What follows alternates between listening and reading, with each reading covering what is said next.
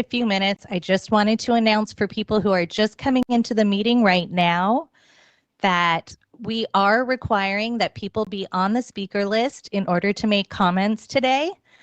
If you are not yet on the speaker list, please call 916-267-0857, and I'll repeat that number. It's 916-267-0857, so you can be added to the speaker list. You can either use your name, or if you choose to remain anonymous, you can use the last 4 numbers of your telephone number. We will be calling people directly from the speakers list. So if you are not on the speakers list, you will not be called to speak. Let me just give that number one more time. It is 916-267-0857. Thank you. Moderator, are we ready? We are, sir. Good morning. I'm Scott Wyckoff, Executive Officer for the Board of Parole Hearings. Thank you for being with us today, and welcome to the Board of Parole Hearings monthly Executive Board meeting. We are hosting this meeting in person and by video and telephone using Microsoft Teams. We have a majority of the commissioners in person for this meeting as required by the law. For those participating by video, if you experience connectivity issues during the meeting, we have found that turning off your camera may help you see and hear those who are speaking and help us to hear you when you are speaking. If you wish to speak today, you must let us know. This is different from how we have proceeded in the past. You can submit a speaker card available on the board's website under the tab called Board Meetings and the link called Meeting Agendas. Alternatively, you can call 916-267-0857 and provide your information and the case you would like to speak on. If you do not call or email us, you will not be called on to speak today. You can find additional documents with helpful instructions and tips for participating in today's meeting on the board's website. Just go to the tab at the top called Board Meetings and select the link for Meeting Agendas. There is also a helpline available during the meeting if you are experiencing difficulties. Please call 916-445-4072. The phone number is also on the first page of today's agenda and the agenda page of the board's website. If no one immediately returns your call, please leave a message. Someone will return your call as quickly as possible. Most commissioners and board staff use computers to take notes during the meeting, so please do not be concerned if a commissioner is looking at their computer while someone is speaking. We ask that you please mute your computer, microphone, or phone. If you do not mute yourself, a moderator will mute you to eliminate feedback and background noise. Your comments are important to us and we want to hear from everyone. For this reason, comments may only be made after the moderator calls a speaker's name or identifies them by their login credentials. We will call cases in the order they are listed on the agenda. Once a speaker is called upon, they will be able to unmute their microphone to make comment. Please be respectful and refrain from engaging in disruptive behavior, or you may be removed from the meeting. The Penal Code provides that it is unlawful to disrupt or break up this meeting. Please note that some speakers may include explicit crime details in their statements during this meeting. This could trigger strong reactions or be difficult to hear for some people and is not appropriate for children. Written statements may be submitted to the email address on the agenda, and written statements are considered the same as oral comments. All comments are limited to 2 minutes per speaker. We ask that you please be respectful of the time limits. Also, if you timely submitted a written statement to the board, the commissioners will consider it. For this reason, you are encouraged to reference your written statement and use your time today to provide additional information as needed. Once the board has heard comments on each case on the agenda, the board will go into closed session to deliberate and vote on each case. Board staff will post the decisions for today's case within 24 hours in the lobby on the ground floor of the board's office at 1515 K Street, Sacramento, and on the board's website. I will now turn the meeting over to Commissioner Muniz. Thank you and good morning. Today's date is July 23rd, 2025. The Board of Parole Hearing Executive Board meeting is now reconvened, and the following commissioners are scheduled to participate in public comment, deliberations, and voting on items 31 through 50. And I will now call roll call for the commissioners participating in public comment, deliberations, and voting for today's cases on the agenda. Chairperson is myself, Muniz, and I'm present. Commissioner Cassidy. Present. Commissioner Dobbs. Commissioner Infante. Present. Commissioner Dudeen. Present. Commissioner Purcell. Present. Commissioner Ruff. Present. Commissioner Schneider. Present. Commissioner Sharif. Present. Commissioner Sheffield. Commissioner Tyra. Present. Commissioner Weiss. Here. Okay. Please note for the minutes that a majority of the commissioners currently appointed are present or will be present today at 1515 K Street in Sacramento. We're aware of one on the way. We will now hear comments regarding cases on today's agenda. For each case, first we will take comments from those in support of the incarcerated person, then we'll take comments from those in opposition to the incarcerated person. We'll call on people by either their name provided on the last digits of their telephone number or their name. We will enable the person's microphone so they can unmute and provide their comment. Your 2 minutes will begin when you start to speak. Comments are limited to 2 minutes. There is no rebuttal. If you are speaking, please eliminate any background noise. So we're going to begin the cases, but I want to note here that under Penal Code, public comment is not permitted for item number 31, Aaron Yost, D72781, because it is a tie vote, that case coming out of Riverside County. So the first case today is Pedro Correa, or CORELLA. I'm going to say Correa, E60740, item number 32. Moderator, please call for speakers in support. Thank you, Chairperson.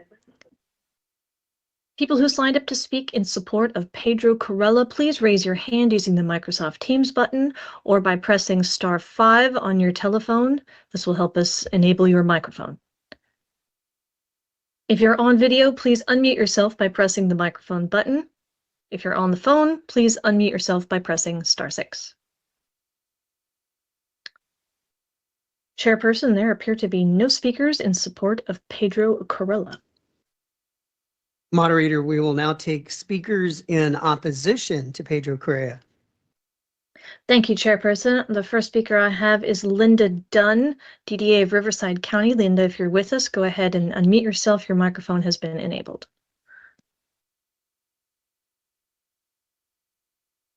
Linda Dunn, if you're speaking, we cannot hear you. She appears to be trying to speak. We just don't hear her here in the boardroom. I'm checking hers really quickly.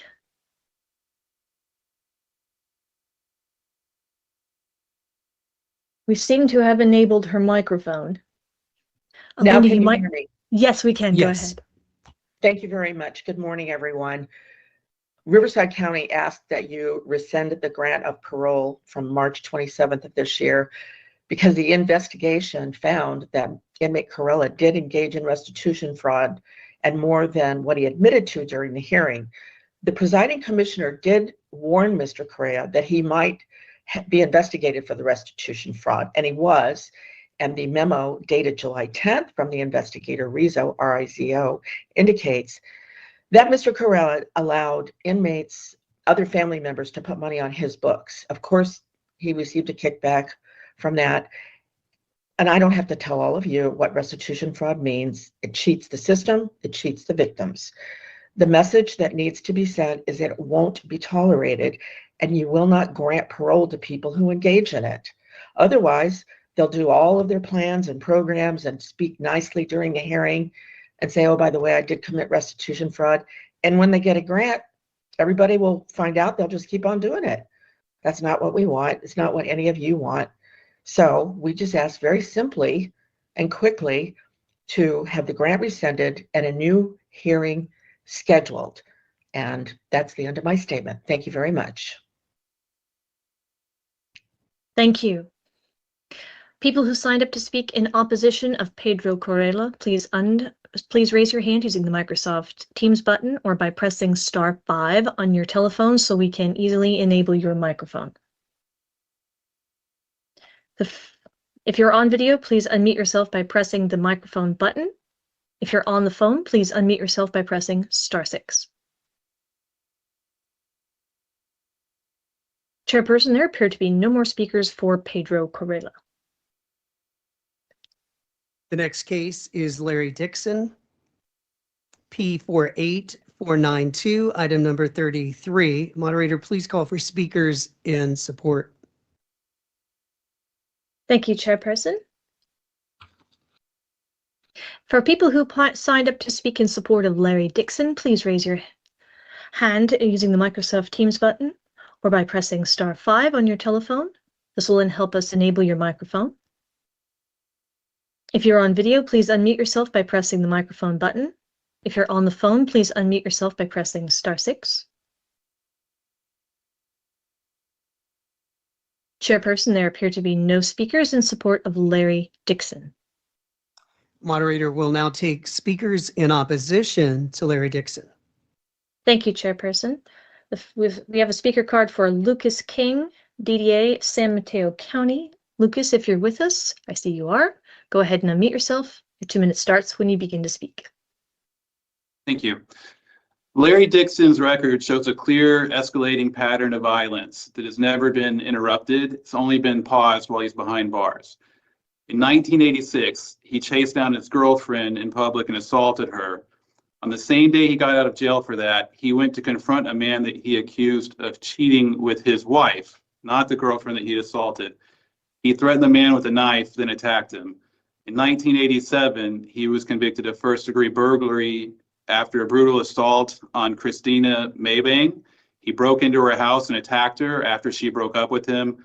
He violated that parole by making threats to kill her to the extent where she jumped out of a car while holding a baby to get away from him. In 1993, he went to his new girlfriend's employment. It was a daycare filled with kids. He threatened to assault her with a shovel in front of several preschool kids. He then threw a bicycle into her windshield. From 1992 to 1994, he had repeated domestic violence against him with his then wife, Mary Bowen. Different events that included knocking her to the ground, stomping on her chest, pulling her phone out of the wall so that she couldn't call to report, punching her in the eye and causing blood to gush out, strangling her in public until people intervened. One night she woke up, he had broken into her home and was at her bed holding a knife over her. Another time she woke up and he was in the kitchen, intoxicated and letting gas escape from the stove. He was convicted for that. While on parole for that, in 1997, he murdered his then wife, Deborah Gaines, by stabbing her 28 times. There was testimony that he planned that in advance. He was convicted of first-degree murder for that. That arc of violence, from knives to strangling to fatal stabbing, spans 4 different relationships with females, and it proves escalating lethality. Today, his Your risk 2 level minutes is has effectively... elapsed. Please conclude your statement. His risk level is unknown. The last CRA was moderate. He was found not suitable. After that, he had another parole hearing without a CRA, and he was released over our objection. And since then, he's had another issue in jail proving that he's still violent. Thank you, sir. Your comments are completed. Thank you. People who signed up to speak in opposition of Larry DIXON, please raise your hand using the Microsoft Teams button or by pressing *5 on your telephone. This will help us enable your microphone. If you're on video, please unmute yourself by pressing the microphone button. If you're on the phone, please unmute yourself by pressing *6. I see we have a hand raised from Melvin Gaines. Go ahead and unmute yourself. Your 2 minutes starts when you begin to speak. Good morning, Commission. My name is Melvin Gaines, and I am the son of the victim who Larry DIXON murdered in 1997. If you've reviewed different records, I've made various comments about my concerns with the release of Mr. DIXON. I'd echo DDA King's statements, as well as just mention that this is a gentleman who knows the right things to say. I recall being a child and him being very good with words. As we've gone through these different parole hearings and even a judge considering whether or not to resentence Mr. DIXON and deciding only to shave off the 1 year that was required, he's very good with his words, but I don't trust his words. I don't believe that a gentleman who's been incarcerated for 20 plus years and doesn't contact the family until his appeals are exhausted is being honest or being true. I believe he's not being forthcoming. He's trying to get released from prison. He's being coached to say the right things, and I think that he remains a risk to society, particularly women. This is an able-bodied man who has 27 plus years remaining on his sentence, and I urge you all to be thoughtful about whether or not he is suitable for release and whether or not him being released could put society at risk. Thank you.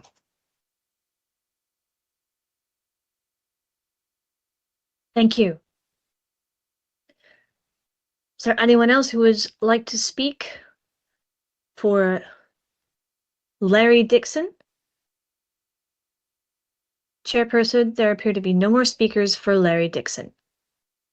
The next case is James Hall, P02313, item number 34. Moderator, please call for speakers in support. Thank you, Chairperson. For people who signed up to speak in support of James Hall, please raise your hand using the Microsoft Teams button or by pressing *5 on your telephone. This will help us enable your microphone. If you're on video, please unmute yourself by pressing the microphone button. If you're on the phone, please unmute yourself by pressing *6. Chairperson, there appear to be no speakers in support of James Hall. Moderator will now take speakers in opposition to James Hall. Thank you, Chairperson. People who signed up to speak in opposition of James Hall, please raise your hand using the Microsoft Teams button or by pressing *5 on your telephone. This will help us enable your microphone. If you're on video, please unmute yourself by pressing the microphone button. If you're on the phone, please unmute yourself by pressing *6. Chairperson, there appear to be no speakers for James Hall. The next case is Donnie Beecham, C94494, item number 35. Moderator, please call for speakers in support. Thank you, Chairperson. People who signed up to speak in support of Donnie Beecham, please raise your hand using the Microsoft Teams button or by pressing *5 on your telephone so we can enable your microphone. If you're on video, please unmute yourself by pressing the microphone button. If you're on the phone, please unmute yourself by pressing *6. Chairperson, there appear to be no speakers in support of Donnie Beecham. Moderator will now take... Oh, I'm so sorry, Chairperson. We do have a hand raised for Jane Dorotic. Jane, go ahead and unmute yourself. Your 2 minutes starts when you begin to speak. No, I'm sorry. I'm speaking on behalf of Suzanne Amelia Carlson. Okay, that's a little later. Thank you, ma'am. Sorry, Chairperson, go ahead. Okay, we'll now take speakers in opposition to Donnie Beecham. Thank you. We do have a speaker card, Michael Ramsey, DDA of Butte County. Michael, if you're with us, go ahead and unmute. Your 2 minutes starts when you begin to speak. Good morning, Board. I'm Michael Ramsey. I am the elected District Attorney of Butte County. I've been a prosecutor for 47 years. I was the trial prosecutor of Mr. Beecham in 1984. I do acknowledge that under the law, as recognized by the last reviewing panel, that Mr. Beecham's crime is considered static. But I must tell this Board that his crime is still one of the most horrific of the tens of thousands of cases that I've handled in that 47 years. The reviewing panel and the CRA psychologists attempted to inquire of Mr. Beecham the answers to a series of why questions to explore his insight to the motivating factors of his crimes. Why did he beat and burn his children with cigarettes in Sacramento, which resulted in a conviction and a placement on probation before his life crime? Why did he beat his 3-year-old daughter, Monique, with a fabric reinforced rubber strap all over her body over 300 times over the course of an hour? He had no answers. No answers also as to why he was so angry with the child. The reviewing panel made note that the CRA rated Mr. Beecham's risk level for reoffending as, quote, low. However, such a rating was inconsistent with other portions of the narrative of the CRA, where it was noted that, quote, while incarcerated, he was generally complied with rules. Nevertheless, he displayed patterns of instability, hostility, aggressiveness, and failure to comply with the expected rules.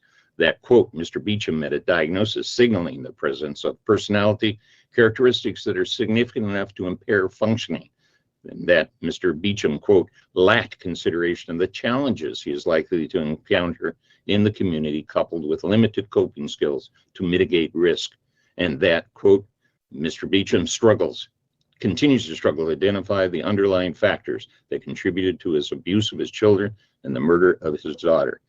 These comments are not consistent with a low risk.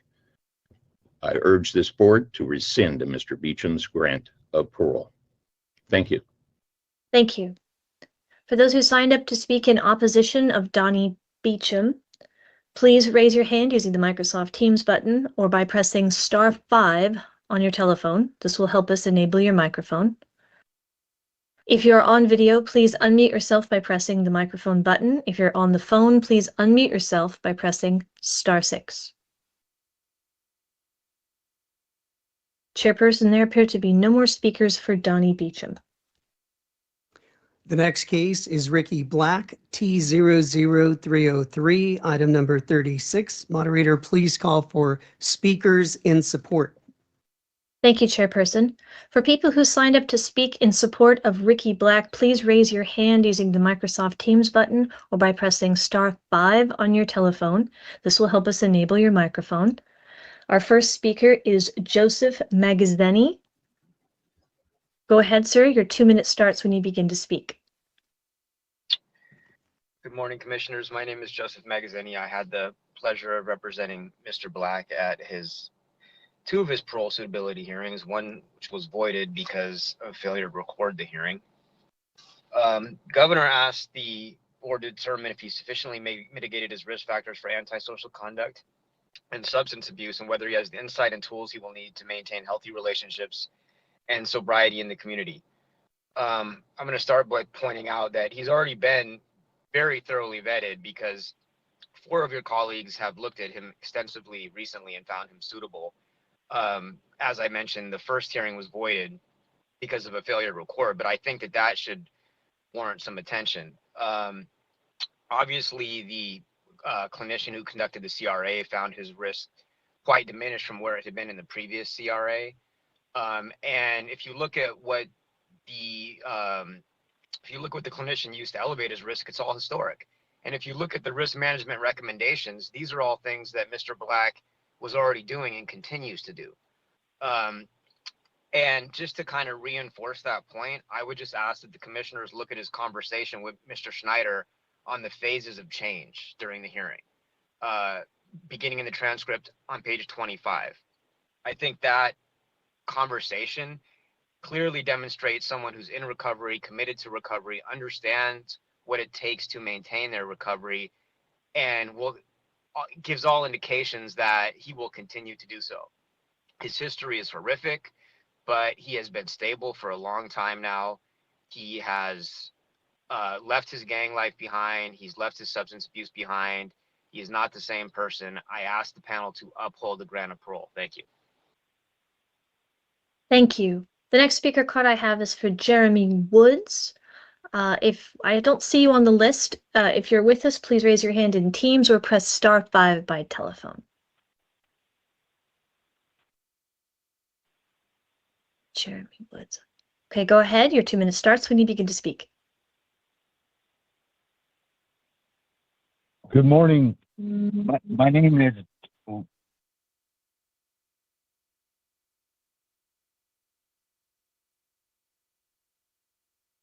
I think we may have lost Mr. Woods. All right, if you're with us, Mr. Woods, go ahead and call back in. We'll circle back. The next speaker card I have is for Jason Holland. I see you're with us. Go ahead and unmute. Your 2 minutes starts when you begin to speak. Good morning, Commissioners. My name is Jason Holland.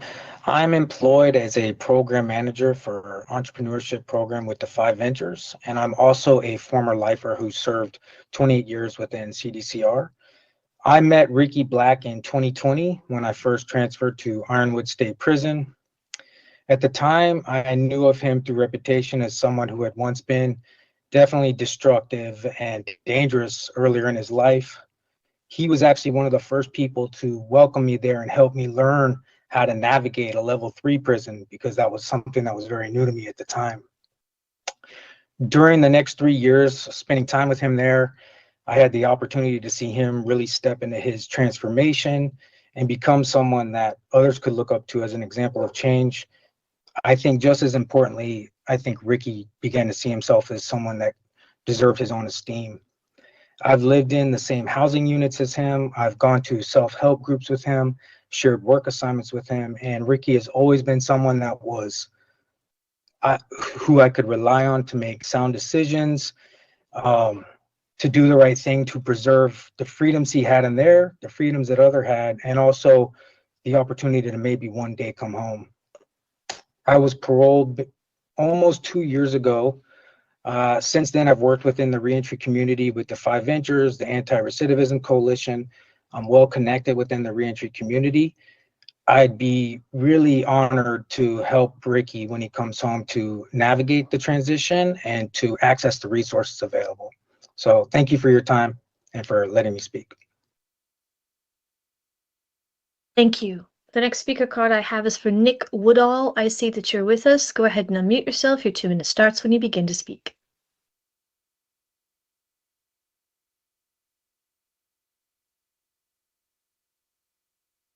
Nick Woodall, if you're speaking, we cannot hear you. Sorry about that. Can you hear me now? Yes, we can. Go ahead.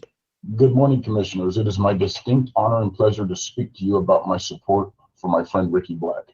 I have known Ricky since 1986. He was just 15 years old, having been released from juvenile custody when he moved in with his sister Sheila, a close friend of mine. We became like family, having come from similar backgrounds with parents and siblings deeply engaged in a life of drugs and crime. Acceptance from this family was paramount in our world. It was so ingrained in us that we proudly lived this dysfunctional life to the fullest. Soon I was taking Ricky on burglary sprees and thefts of anything we could find. I knew I could count on him to keep his mouth shut if we were caught. We quickly formed an unbreakable bond.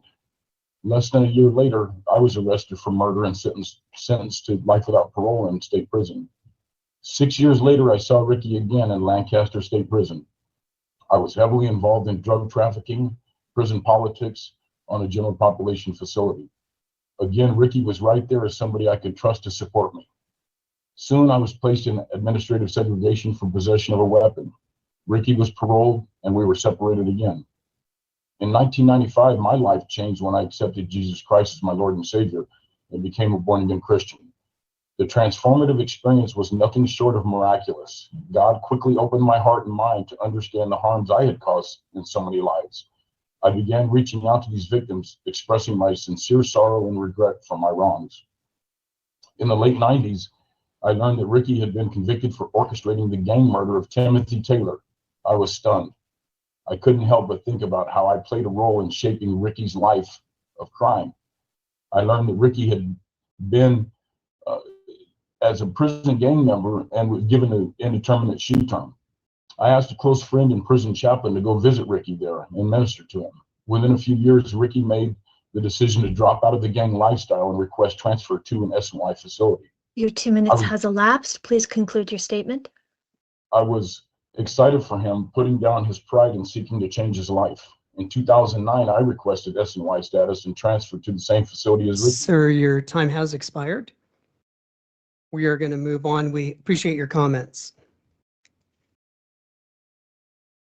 Thank you. I'd like to give one more chance to Jeremy Woods. I believe he came back in. We've enabled your telephone. Go ahead. Your 2 minutes starts when you begin to speak. Press *6 to unmute yourself.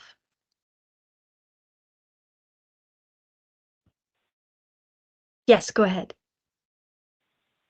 My name is Jeremy Woods. I would like to let you know that upon Ricky's release, he has full-time employment with me at my company, Perfect Touch Upholstery. I also have housing available for him if he so chooses or needs it. And I'd also like to speak on the growth that I've seen Ricky, tremendous growth over the years. I've watched him mentor people. I've watched him facilitate, bring new things to the yard. He's done so much in you could see it was from his heart. You know, it wasn't something he was just doing for the board or whatever. I mean, he took it serious, and he lived it every day, walked it. He is a changed man, and we sure hope to have him home soon. Thank you. Thank you. If you're on video, please unmute yourself by pressing the microphone button. If you're on the phone, please unmute yourself by pressing *6. Chairperson, there appear to be no more speakers in support of Ricky Black. Moderator will now take speakers in opposition to Ricky Black. Thank you, Chairperson. For people who have signed up to speak in opposition of Ricky Black, please raise your hand using the Microsoft Teams button or by pressing *5 on your telephone. This will help us enable your microphone. If you're on video, please unmute yourself by pressing the microphone button. If you're on the phone, please unmute yourself by pressing *6. Chairperson, there appear to be no speakers for Ricky Black. More speakers. Thank you. The next case is Matthew Campos, BG 0015, item number 37. Moderator, please call for speakers in support. Thank you, Chairperson. For those who signed up to speak in support of Matthew Campos, please raise your hand using the Microsoft Teams button or by pressing *5 on your telephone. This will help us enable your microphone. The first speaker card I have is for Rafael Cuevas. Rafael, go ahead and unmute yourself. Your 2 minutes starts when you begin to speak. Thank you very much. Good morning. Thank you for the opportunity to speak. I met Matthew Campos last year. He's a member of a tribe that I facilitate for the GRIP Training Institute, Guiding Rage into Power.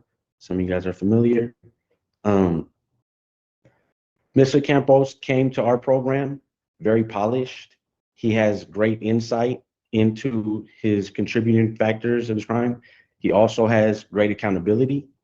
He's been an outstanding member of our tribe, a leader, like pseudo facilitator. He's been helping a lot of other people find insight into their crimes. And I just think, I know why you guys think me is impressive, but also I'd like to point out that his parole date is not till 2030. So I think your guys' decision to grant him a parole date has 5 years to stand up, and I know it will. I look forward to working with him in the future, and I'd like to reaffirm my commitment as the Director of Reentry and Re-Evolution to offer him resources when he paroles, and also just to maintain contact with him in his growth. Thank you for your time. Thank you. If you're on video, please unmute yourself by pressing the microphone button. If you're on the phone, please unmute yourself by pressing *6. Chairperson, there appear to be no more speakers in support of Matthew Campos. Moderator will now take speakers in opposition to Matthew Campos. Thank you, Chairperson. For those who signed up to speak in opposition of Matthew Campos, please raise your hand using the Microsoft Teams button or by pressing *5 on your telephone. This will help us enable your microphone. If you're on video, please unmute yourself by pressing the microphone button. If you're on the phone, please unmute yourself by pressing *6. Chairperson, there appear to be no more speakers for Matthew Campos. The next case is Suzanne Carlson, WA 6421, item number 38. Moderator, please take calls or speakers who are in support. Thank you, Chairperson. People who signed up to speak up in support of Suzanne Carlson, please raise your hand using the Microsoft Teams button or by pressing *5 on your telephone. This will help us enable your microphone. The first speaker card I have is for Jane Dorotic. Go ahead and unmute yourself, Jane. I see you're with us. Your 2 minutes starts when you begin to speak. You show as muted. There you go. My name is Jane Dorotic. I work with the California Coalition of Women Prisoners, the University of California Sentencing Project, and the Los Angeles Innocence Project. I am formerly incarcerated. I spent 20 years behind bars on a wrongful conviction, and now I'm an exoneree. I've known Suzanne Amelia Carlson for more than 10 years. I first met her behind prison walls in recruiting her for the Compassionate Companions program we had at CIW. She was chosen among over 100 applicants. She was chosen because of her compassion, her communication skills, her integrity, and her intense involvement in bettering her prison community. I know when she is released, she will do the same for society at large. I've observed firsthand her rehabilitation, her insight and remorse, her commitment to sobriety. What she wants to do now is give back to society. Both CCWP, the California Coalition of Women Prisoners, and the UC Sentencing Project will readily support her transition and reintegration back into society in financial ways, in being an accountability partner. Please support her suitability. Thank you for your time. Thank you. The next speaker card I have is Aisha Werich. Aisha, I see you're with us. Go ahead and unmute.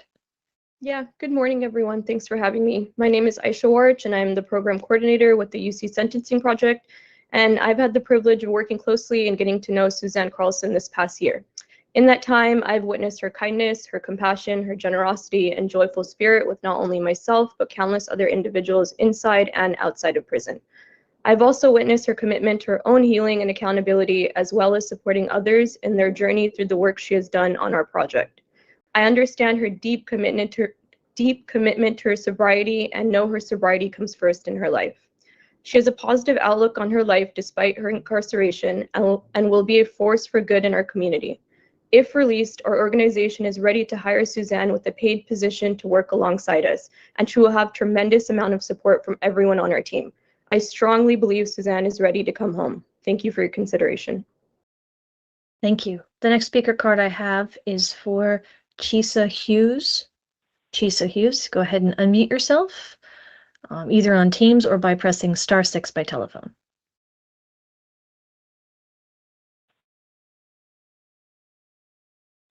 Chisa Hughes, if you're speaking, we can, okay, go ahead. My name is Chisato Hughes. I am a producer and director for the media stream of UC Sentencing Project. And I've known Suzanne Amelia Carlson, as I've always known her as Amelia, for years through UCSP. We worked together in a professional context. She was drawing illustrations for a book we were putting together of recipes. I can't say enough good things about Amelia, her warmth, generosity with others inside and with me as a coworker, but most importantly, her reflectiveness. We have talked a lot about her case together, and it is very apparent that she not only shows remorse and takes responsibility for her actions, but has taken great account to atone and learn from her crime through her own 7-year-long sobriety. I know from stories that she's written that she carries this with her every day and strives to live a life that she will be proud of. I believe Amelia to be a strong, responsible, ever positive person who has contributed so much to her community inside and will be of even greater service outside. Thank you. Thank you. The next speaker card we have is for CR. I see that you're with us. Go ahead and unmute yourself. Your 2 minutes starts when you begin to speak. Hello and good morning. It is a pleasure to speak in support of Suzanne Carlson. I had the privilege of working with her through the Art and Incarceration course at my university that I graduated from last May, where we collaborated on creative and justice-centered projects with the individuals at the California Institution for Women in Corona, California. My partnership with Suzanne resulted in a documentary-style film we titled Choices Matter, Choose Joy. Our focus was on how one decision, one moment, can drastically alter the course of a person's life. Suzanne was incredibly open and brave in sharing her journey. In our interview for our film, she spoke with integrity about her life at home with her family and the poor choices that led to her incarceration from driving under the influence. But more importantly, about how she chose to rise from that pain, not by dwelling in it, but by redirecting herself toward healing, growth, and joy. As someone who has experienced grief and multiple losses of my friends from being hit by drunk drivers during my time in college, I see how Suzanne's openness was not only courageous, but deeply thoughtful and intentional. It was clear to me, as someone who only got to know her within the span of 5 months, that her vulnerability came from emotional maturity and self-awareness. Rather than simply recounting her past, she reflected on it with care and sincere desire to contribute to others' understanding of the human experience. Throughout our collaboration, Suzanne is especially vocal about the consequences of driving under the influence, and has taken full accountability for the past 4 DUIs she has and for the harm caused by her actions. Suzanne is now firmly against driving under the influence, and she has expressed a deep commitment to educating others so that no one makes the same mistake she did. The work that she provided to the table is more than creative expression, it's a reflective transformation. It shows the self-worth she's rebuilt and the hope now she carries. Your 2 minutes has elapsed. Please conclude your statement. Suzanne Carlson has demonstrated a genuine commitment to transformation, and I believe Suzanne Carlson has demonstrated a sincere commitment to growth, and I wholeheartedly support her release and believe she'll continue to be a source of light and leadership in the community. Thank you. Thank you. The next speaker card we have is Dick Carlson. I see that you're with us. Go ahead and unmute yourself.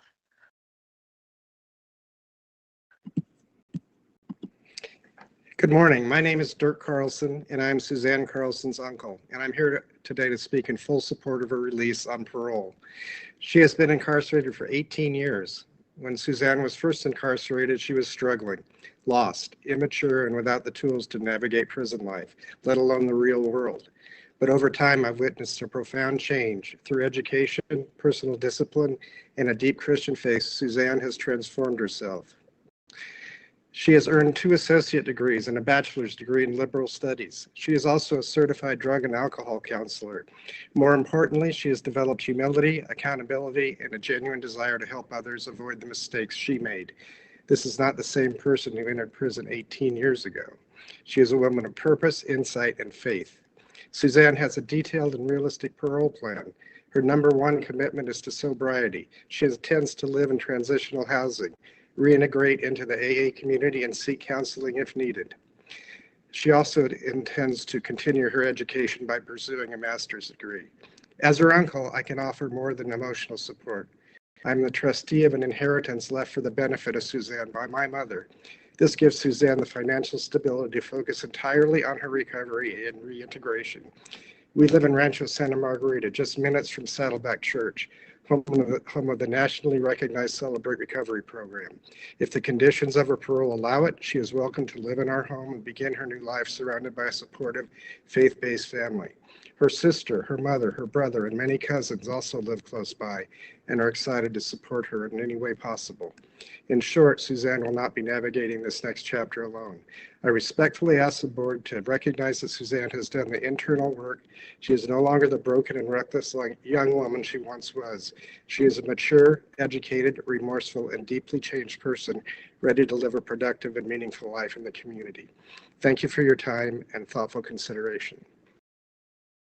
Thank you. The next speaker card we have is Robert Liu. Robert, if you're with us, go ahead and unmute yourself.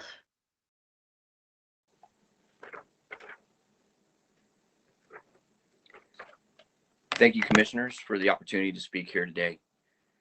My name is Robert Liu, brother-in-law to Suzanne Amelia Carlson. Amelia, as she is known to me, is a loved and special member of our family. I've known her for 28 years now. When I began the pursuit of my career as a physical therapist, I got to know Amelia as a sister and now know her as a friend and critical member of our family who has had a positive impact and influence on who I am as a brother and a man to this day. Despite all of the hardships of life in prison, I have watched Amelia grow into a strong woman who is prepared to succeed, with a plan to stay sober, achieve her goals, and to move on with her life if given the chance. While in prison, she has succeeded with her education, artwork, developed leadership skills, skills that will bring success in life. She has grown into a selfless, thoughtful, spiritual, and talented woman who never misses an opportunity to send a birthday card, an encouraging note, or to share love and support to her family and those around her. Instead of becoming hardened by her environment, she has cultivated an increased internal strength, self-awareness, and maturity. I am confident that she is ready for this next step in life, and I know that she is ready to come home. Here are some of the ways that I can support her sobriety and new start. I can provide a safe, stable, and alcohol-free home for her to live in while she strives to get back to her goals and life plan. As a physical therapist, I can help her with her physical recovery in times of pain. I'm always willing to provide financial support to assist her when she needs. I will be available to her as a brother and friend for support during any hardships and times of need. Most importantly, she will have my family that loves her so much and that will provide accountability and support through all that life brings. I am 100% ready to be a valuable asset for her and have the utmost confidence that Suzanne Amelia Carlson is ready for her next chapter in life. Thank you for your consideration. Thank you. The next speaker card we have is Jaya Liu. Jaya, go ahead and unmute yourself. Can you guys hear me? Yes, we can. Okay. Sorry, my camera's not working. My name is Jaya. Amelia is my aunt, and Amelia spent the last 18 years in jail, surpassing her sentence of 17 to life. I believe that Amelia is ready and deserving to have her freedom back, and she's also been sober for the last 6 years, which we celebrate all the time. I believe that Amelia wants to share the experience of her journey to help support other women who have dealt with similar things such as domestic abuse, addiction, grief, mental health. I've seen a genuine excitement in Amelia to let her life be used for good. And she's ready to give back and make a lasting change, and she honestly already has been. I really do believe that Amelia will change the world with her story, and I believe her impact will be wide. Amelia is a walking redemption story. She's had every reason to give up. She's had more loss than she has wins. And as an addict, she knows that this is the battle that she is in for the rest of her life. I believe that she has been tortured by this tragedy, and she grasps the weight of her wrongdoing. But today, I see a wise woman whose character has grown from enduring such excruciating times. I see a steadiness in her resilience. Her world has ended over and over, and she continues to stay hopeful for a better future. She has found purpose again. I see a woman who wants to show love to the world.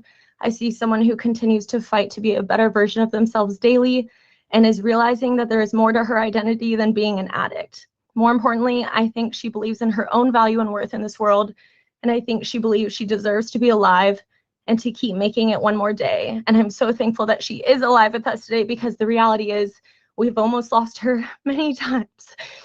We have an extremely supportive family out here waiting for her, and we talk about everything. The love is so fierce, and we're all hands on deck. We're all ready to assist and accompany Amelia through this transition. I love her. 2 minutes have elapsed. Please conclude your statement.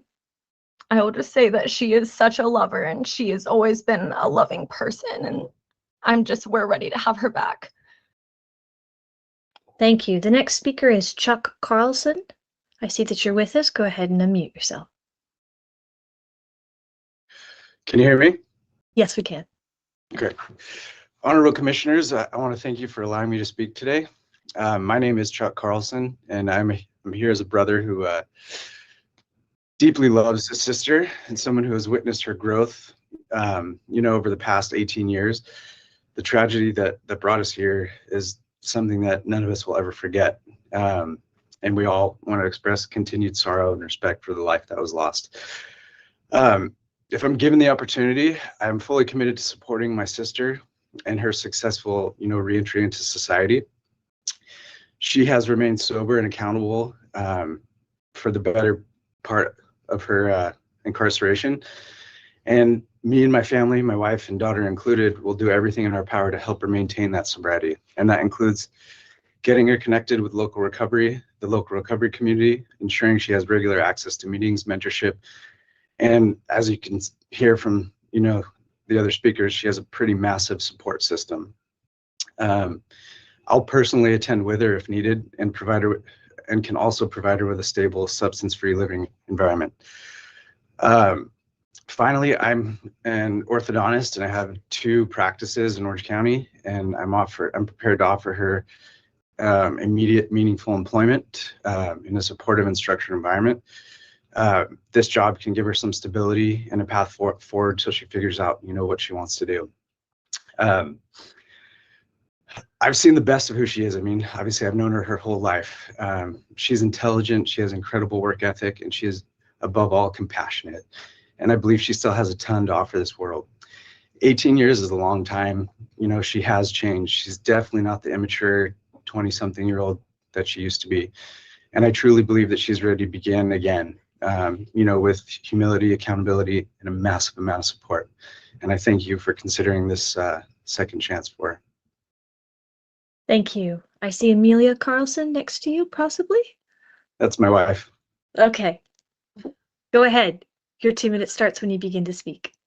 She wasn't prepared to speak. She's just here for support. Okay. Christine Liu, you are next. Go ahead and unmute yourself or press *6 by telephone.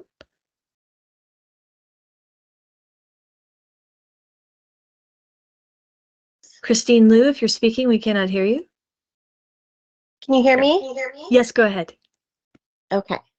Let's see. Can you turn your volume down? Hi there. I'm Suzanne Carlson's older sister, and sorry, a little choked up. I just want to thank the commissioners for the ones that had found her suitable to begin with. I just appreciate you reading the massive amount of file that all of these mates submit to be found suitable. And I just thank you for actually considering the people that are ready to be released. There's a quote, one of my favorite authors, that says, "From the time we're young children, we're taught to behave ourselves in public. We learn quickly what behavior is and is not acceptable in the eyes of our families and friends." I'm sorry. We learn quickly what behavior is and is not acceptable when the eyes of our families and friends are on us. But who we are in public is not an accurate gauge of our character. Our true character is shown when we are alone and no one is looking. It's at these times, that we display our true colors. And integrity is defined as strong moral principles you refuse to change. And I would just encourage you, when you're going back through Suzanne's file, to read a most recent letter that was submitted by one of the staff at CIW. I know that they don't write letters very often, if at all, but one of their comments was made as she was doing a massive mural on the chow hall wall that she worked with a couple other inmates. Your 2 minutes have elapsed. Please conclude your statement. The Health Services, Brandy Davis, and she says, Ma'am, for this mural, your time has expired. Difficult to get along with. Your time has expired. I think she turned down her volume so that she wouldn't echo. Thank you. Judy Doyle. Judy Doyle, if you're with us, go ahead and unmute yourself or press *6 by telephone.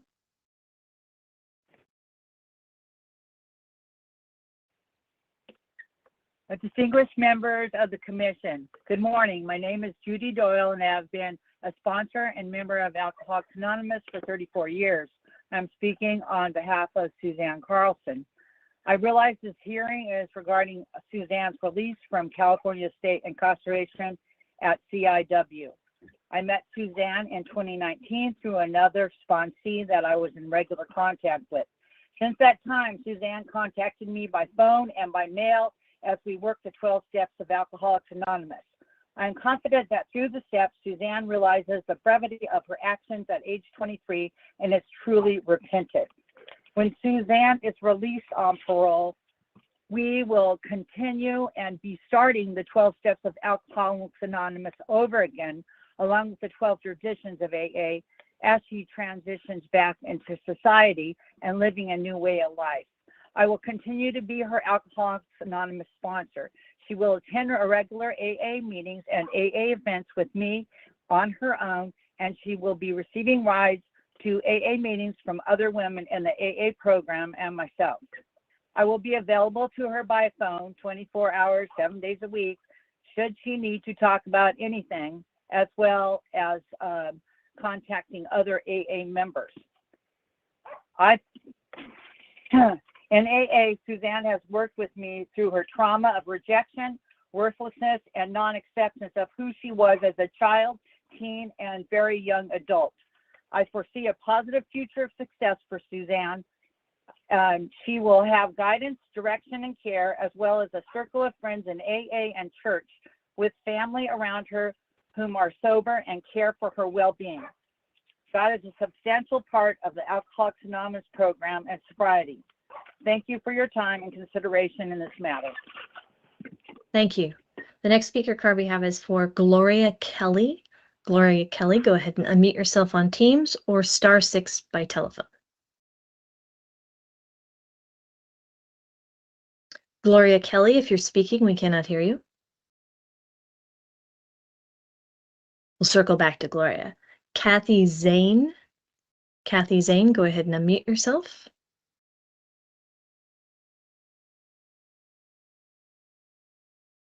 Kathy Zane, if you are speaking, we cannot hear you.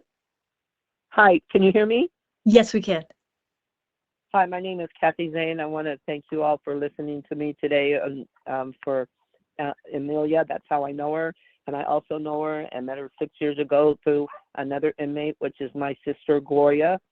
And I tell you, Amelia has been part of my family. I'm also very into AA. I have 34 years sober in the program, also with Judy Doyle, and I am Amelia's backup sponsor. Me and Judy work together a lot like that. When she can't be available, I am her backup. So she'll have backup in case something happens to Judy. So we'll have her covered. She's a very loving girl. I've learned to love her. She's part of my family. She helped my sister. They helped each other. It was very hard for all of us, for both of them, and we support them and love them. Her family is very supportive. Her sister, Christine, has been in contact with us. Whatever we can do to help Amelia and their family, we are here for all of them.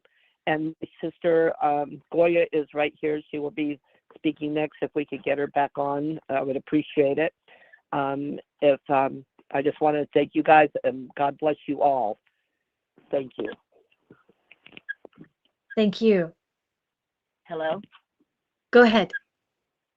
Hi, my name is Gloria Kelly, and I had the pleasure of meeting Amelia in 2019. We were roommates. I've known her 6 years, and when she went to board, me and her would sit in our room, and she would go over every detail, and she would just pour out her heart and say how remorseful she was. And I learned so much from her, and we got baptized together in the church. She just opened my heart in so many ways, and I call her Sparkles, and there's a reason I tell you this, because when she walked around that prison yard with her little carry-all going to life scripture because she was a facilitator, everybody loved her. She sparkled no matter what. She got turned down for board and had to go back to board or whatever to the board, and they said to come back in like 3 years or whatever. She processed it. It was hard at first, and she processed it. Me and her processed it together, and she's just an amazing woman. She has grown so much, so much. And we did a walk for her victim, and she told me about everything that happened, and she was so sincere about it from her heart, and she just broke down, and she's definitely remorseful. But anyway, I would just like to say, I'm sitting in a room with over 65 years, 70 years of sobriety right now. So we have her in that, and I'm serious about my program, and so is she. We keep in touch with her. Judy's my sponsor as well. I just want to say thank you for listening to me, and that Suzanne Carlson is just my friend, and I love her, and she's our family. Thank you. Thank you. The next speaker card I have is for Maureen Fitzgerald. Maureen Fitzgerald, go ahead and unmute yourself or press *6 by telephone to unmute yourself. Go ahead.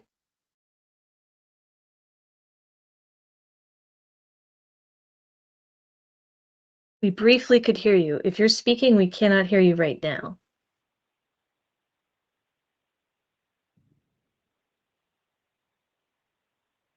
All right, we'll circle back to Maureen.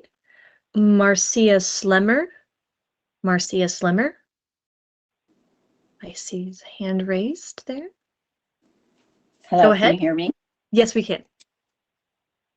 Actually, I'm just going to decline to speak. You've heard from so many people in support of Amelia. I support her parole as well. I respect your time, and I'll just let that be. Thank you. Thank you, Marcia. Tina Marie Silva, I see you're with us. Go ahead and unmute yourself. Your 2 minutes starts when you begin to speak.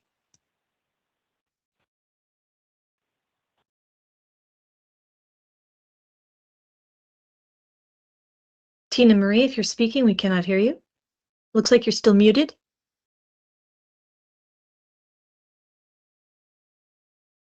You might have to go out of the meeting and come back in.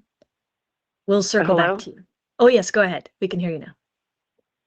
I'm so sorry. This is Maureen Fitzgerald, and I am Rob and Christine Lew's.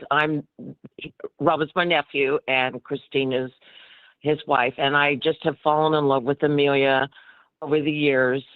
I just want to support her in knowing how she's changed. We have written to each other for many years, and I can say that she is a very devout Christian. I know that God is stronger than anything else out there, and I know that she has the support of family and friends. So please consider her.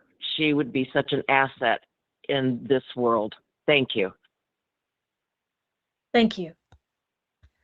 We'd like to do Elizabeth Nomura. Elizabeth Nomura, if you're with us, go ahead and unmute yourself or press *6 by telephone.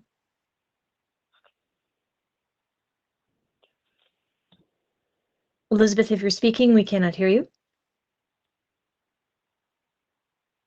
We'll circle back to Elizabeth. Renee Alway. Renee Alway, go ahead and unmute yourself. Renee, if you're speaking, we cannot hear you. Like to give a second chance to Tina Marie Silva. I see you came back in the meeting. Go ahead and unmute yourself.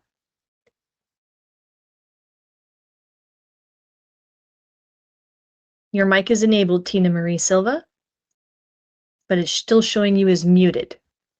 You might have to click the microphone icon near the top by the red button.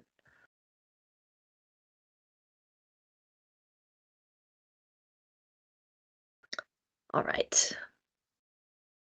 If you are on video, please unmute yourself by pressing the microphone button. If you're on the phone, please unmute yourself by pressing *6. Chairperson, there appear to be no more speakers in support of Suzanne Carlson. Thank you, moderator. We'll now take speakers in opposition to Suzanne Carlson. Thank you. We do have people who signed up to speak in opposition of Suzanne Carlson. Please raise your hand using the Microsoft Teams button or by pressing *5 on your telephone. I see we have Tasha Sarush. She is my speaker card. Go ahead, Tasha, and unmute yourself. Your 2 minutes starts when you begin to speak. Thank you. Suzanne Carlson had 3 prior DUIs and had gone to jail for those DUIs. Her first was when she was 18. She was on probation for her third when she chose to get behind the wheel of a car and murdered her passenger. She is a current higher moderate risk. From 2012 to 2022, she had over 40 rules violations. She had a battery with deadly weapon in 2019, fighting in 2017, threatening staff in 2015, mutual combat in 2014, and fighting in 2013. She last drank alcohol in 2018 and had heroin in 2019. She used drugs daily from 2012 to 2015, and in March of 2022, she had her last counseling chrono. She had a a prior conviction for domestic violence in the community, and while most DUI murder defendants are not violent in prison, she was violent for a significant period of time. She also told Dr. Russell that she has been in 2 relationships in prison and had committed domestic violence in both of them. She has only recently begun AA programming, only developed her sponsors in the last 18 months, and at the time of her hearing, she was less than 3 years out from her 40 violations. She has had chance and chance again in society. She has the following diagnoses: alcohol use disorder, opioid use disorder, stimulant, methamphetamine use disorder, cannabis use disorder, PTSD, bipolar, major depressive disorder. She attempted suicide in 2018 but denied it to Dr. Russell. The inmate is a very high risk, just like Dr. Russell warned with her CRA finding. To discount this level of risk, this level of RVRs, both violence and more importantly, substance abuse related, in light of the length of her antisocial behavior and addiction is premature. This grant is improvident, and despite all of her support, she still committed all those violations. Please rescind. Thank you. Thank you. If you're on video, please unmute yourself by pressing the microphone button. If you're on the phone, please unmute yourself by pressing *6. Chairperson, there appear to be no more speakers for Suzanne Carlson. The next case is Royce Casey, case 78120, item number 39. Moderator, please call for speakers and support. Thank you, Chairperson. People who signed up to speak up in support of Royce Casey, please raise your hand using the Microsoft Teams button or by pressing *5 on your telephone. This will help us enable your microphone. The first speaker we have is Charles Carbone. Charles, go ahead and unmute yourself. Your 2 minutes starts when you begin to speak. Good morning, Chairperson Muniz and honorable commissioners. I've been the attorney of record for Mr. Casey, who's a juvenile youth offender for the last 7 years. That includes 1 parole denial, 3 parole grants, 2 governor reversals, 1 successful appeal of the governor reversal in the Superior Court in San Luis, and 1 unsuccessful appeal in the Court of Appeals, and now this en banc hearing.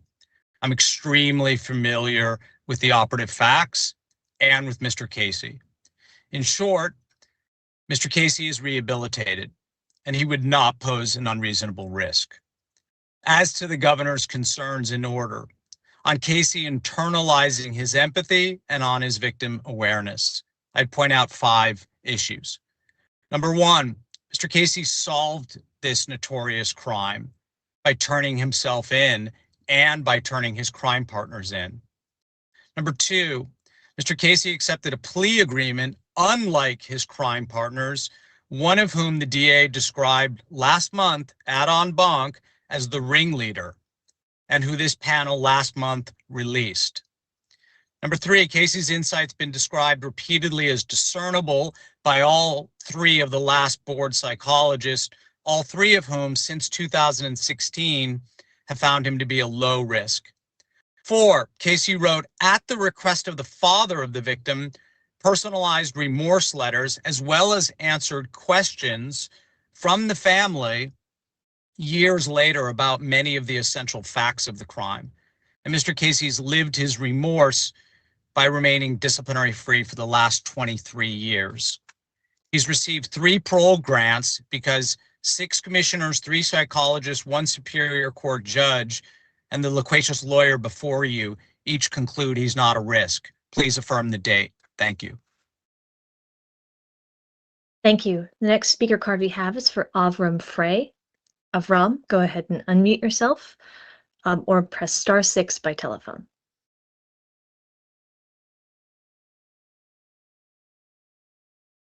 Avram, if you're speaking, we cannot hear you. We will circle back to Avram.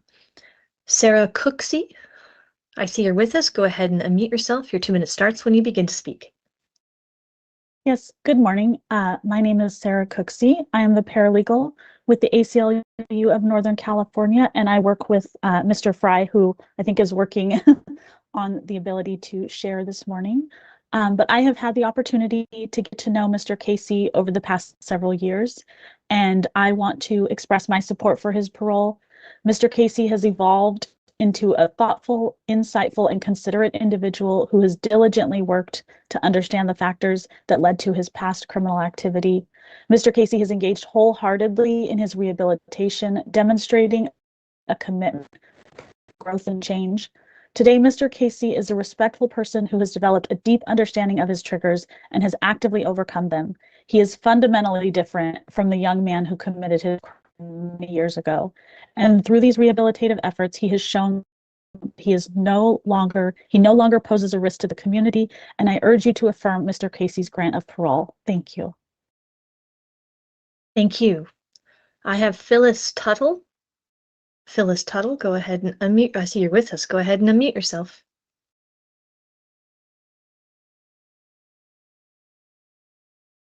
Phyllis, you're still showing as muted. You might have to hit the little microphone icon button up at the top bar. If you're unable to unmute, you might have to leave the meeting and come back. We will circle back to you. Stephen Pereniti? Stephen Pereniti, go ahead and unmute yourself or press *6 by telephone.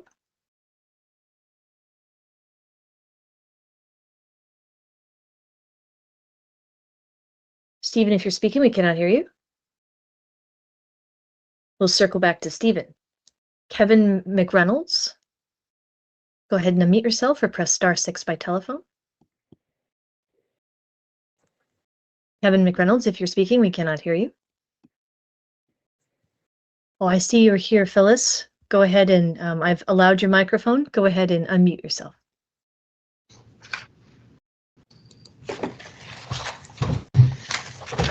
Good morning. My name's Phyllis Tuttle, and I am Royce's cousin, and I'm a retired teacher, and I've taught in the classroom for 45 years prior. I've read the governor's letter dated June 20th of this year, and I take those concerns that are expressed in that letter seriously, and the enormity of the crime is not lost on me or the loss suffered by the Paylors. In my conversations with Royce over the years, he has expressed both his remorse for the crime and empathy for the loss suffered by the Paylor family. He's expressed understanding of the seriousness and of the crime and the enormity of it. But I've also witnessed Royce's work and effort in his personal growth. He's actively participated and engaged in many of the programs and support groups and counseling provided to him by CDRC. He's worked diligently and consistently to earn his high school diploma, his AA degree, and he's continued to work towards his 4-year bachelor's degree with a goal in the future when he's released of acquiring his master's degree as well. Royce has studied and participated in educational and vocational opportunities provided for him over the years, and he's gained certification qualifying for him as employment as an electrician.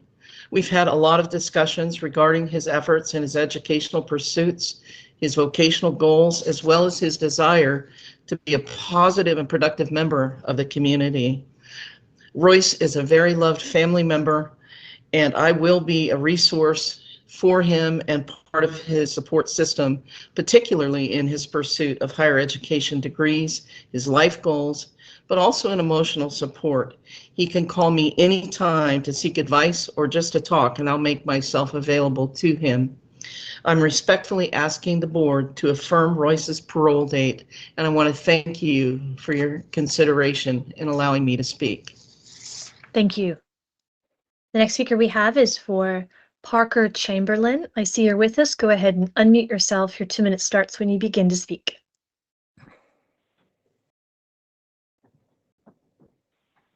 Parker Chamberlain. Oh, okay. We'll go ahead and take Avram Fry. Thank you. My name is Avi Fry, and I'm attorney with the ACLU of Northern California. I met Mr. Casey 4 years ago as part of litigation I was preparing on behalf of youth offenders. We were interested in including Mr. Casey in our case, and my team and I reviewed his criminal and institutional records before interviewing him. We were enormously impressed. He was remarkably candid and insightful about the many factors and terrible errors of judgment that led to his involvement in a murder. He was extremely remorseful and said he is filled with deep regret for his victim on a daily basis. and he has plainly turned his life around, maturing into a responsible, caring, and thoughtful adult who strives to be a source of positivity and who is committed to helping others as a way to repent for his offense. In the end, we could not represent Mr. Casey. We had committed to take on too many clients before we met him, and we simply didn't have enough resources to take his case as well. When we broke this news to him, we feared he might retreat in feelings of hurt and disappointment, but instead he thanked us for the opportunity and the time we'd spent considering his case. He said it made him feel human to even be considered, and he asked whether he could help us in a volunteer capacity. In the years since then, we have maintained correspondence, communicating around his parole hearings and checking in to see how he is doing. He remains patient, balanced, and committed to the path of redemption. In the many years I have worked on behalf of former youth offenders, I have seen over and again the pattern of a young person unable to cope with their circumstances who commits a terrible offense, but who is rehabilitated over long years of unflinching self-assessment, discipline, and openness to change. Mr. Casey embodies this pattern exactly, and he is a warm, humble, and generous person besides. He has truly earned a second chance at life in free society, where he will be a great benefit to his community and never again pose any risk of harm to anyone. I urge the board to grant his release. Thank you. I'd like to go again for Parker Chamberlain. I see that you are with us and your mic has been enabled. Go ahead and unmute yourself. Your 2 minutes starts when you begin to speak. Thank you. And thank you, commissioners. As a formerly incarcerated person who went through the BPH process myself, including an en banc hearing, I'm always humbled by the opportunity to speak in this space. Today, I'm the co-executive director of Re-Evolution, a nonprofit that provides in-prison and reentry programs for system-impacted individuals. And I'm speaking today in the heartiest possible support of upholding the program of Royce Casey. I've known Royce since 2018. He had just transferred to Valley State Prison and joined our victim offender education group. From the outset, Royce vulnerably shared about the harm he caused, including his life experiences leading up to the terrible decision he made to commit murder. Since my parole in 2022, I've had the privilege of remaining in contact with Royce through programs I facilitate at Valley State. This has allowed me to see Royce's ongoing work on himself. He continues to exercise humility and openness in his accountability. This vulnerability and evident remorse are relevant today because the governor is asking the board to evaluate whether Royce has developed meaningful insight into and empathy for the impact of the crime on the family and community. With the deepest respect, imagining that some members of the family may be present here, I can say unequivocally that Royce has just such insight and empathy. During dozens of conversations and circle processes, I've personally witnessed Royce exhibit the full range of emotions, including especially deep sadness when discussing the harm he caused. Whatever the relationship between Royce's affect and the genuineness of his remorse, I would also offer that his remorse is perhaps most powerfully evidenced by the way he has lived his life for decades. He grounds his personal change, his faith, and his service to others in the remorse that he feels. Nothing that he does will ever undo the harm that he caused. What is also true is that his consistency of conduct is, I believe, the loudest possible testimony about Royce's character today. I urge the board to uphold Royce's March 11th parole grant. Thank you so much.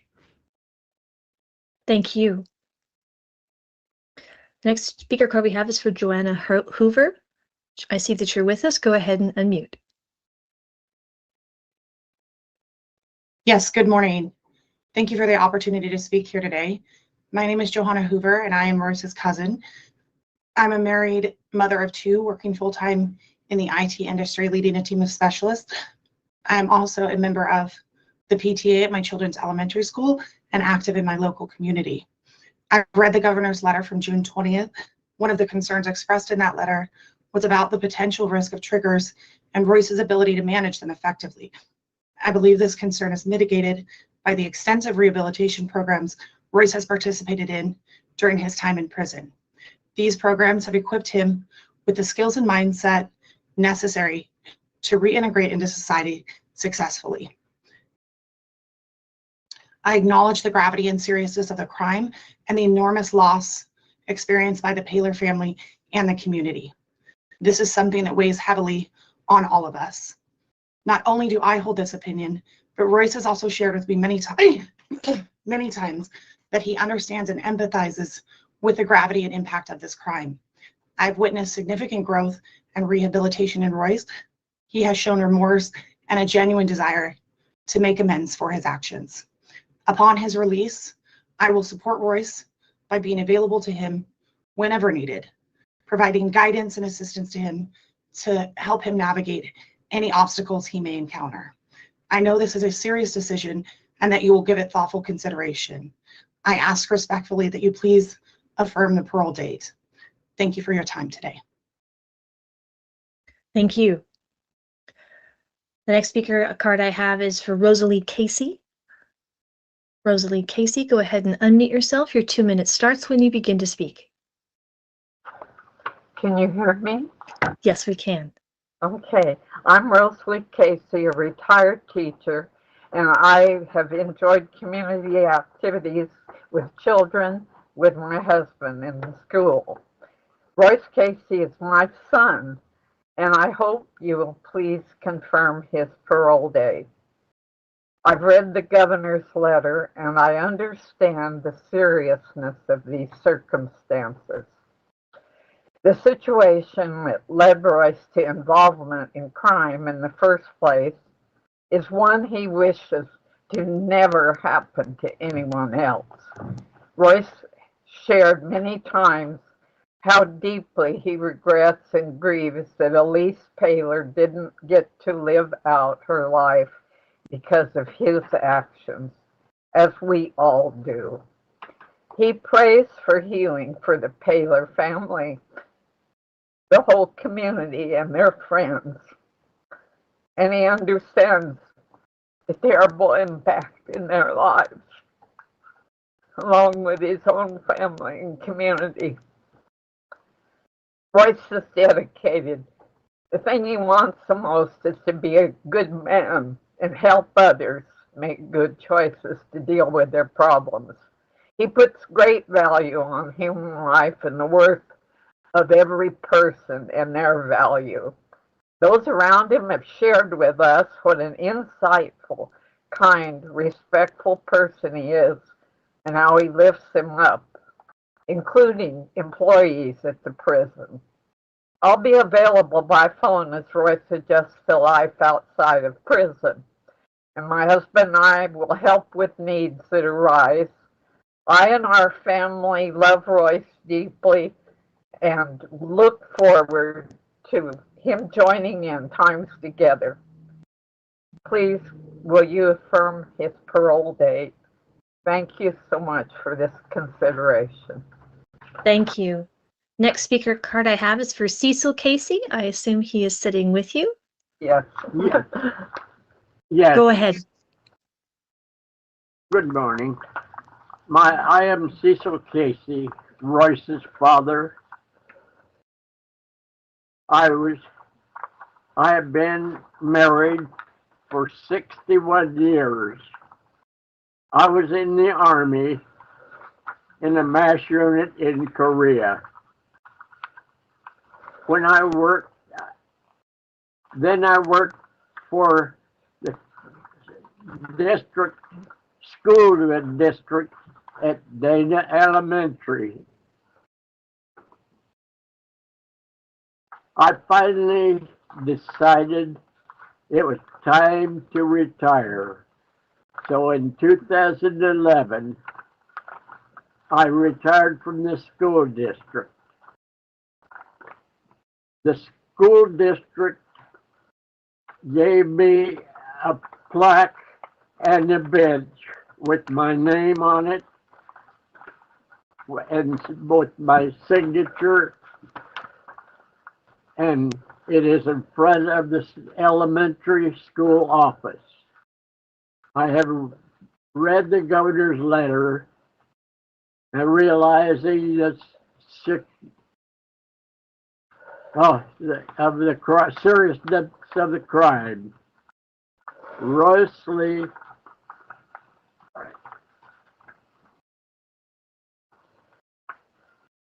regrets his actions and activities in making the decision he made when he was just a kid. He wants to pray for the forgiveness of at least Taylor's family and others that have been hurt. Your 2 minutes has elapsed. Please conclude your statement. I don't know. I just hope that they allow his parole. Thank you. Thank you. The next speaker card we have is for Kimberly Gregson. Or Gregson. I see you're with us. Go ahead and unmute. Your 2 minutes starts when you begin to speak.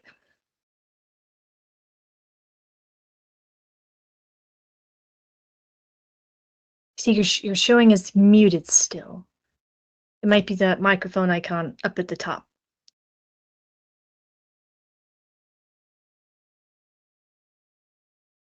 If you can't unmute it, you might have to leave the meeting and come back. We will circle back to you. The next speaker card we have is for Cecil R. Casey. I see you're with us. Go ahead and unmute. Yes, good morning, board. My name is Cecil Randolph Casey, and I am Royce's older brother. I work for CVS Health as an IT service engineer. I've read the governor's letter, and I understand the concerns he expresses. And I believe in the power of redemption and the capacity for change, which I have seen in my brother. Over the course of his incarceration, Royce has shown a steadfast commitment to personal growth and rehabilitation. He has expressed great remorse for the sorrow and grief he has caused the Paylor family and the community. I disagree with the governor's statement that Royce has not internalized the programs he has been part of. Not only has he studied this, but he helps other prisoners learn these ideas in group, as Mr. Chamberlain mentioned earlier. If you really want to understand a concept, teach it to somebody else.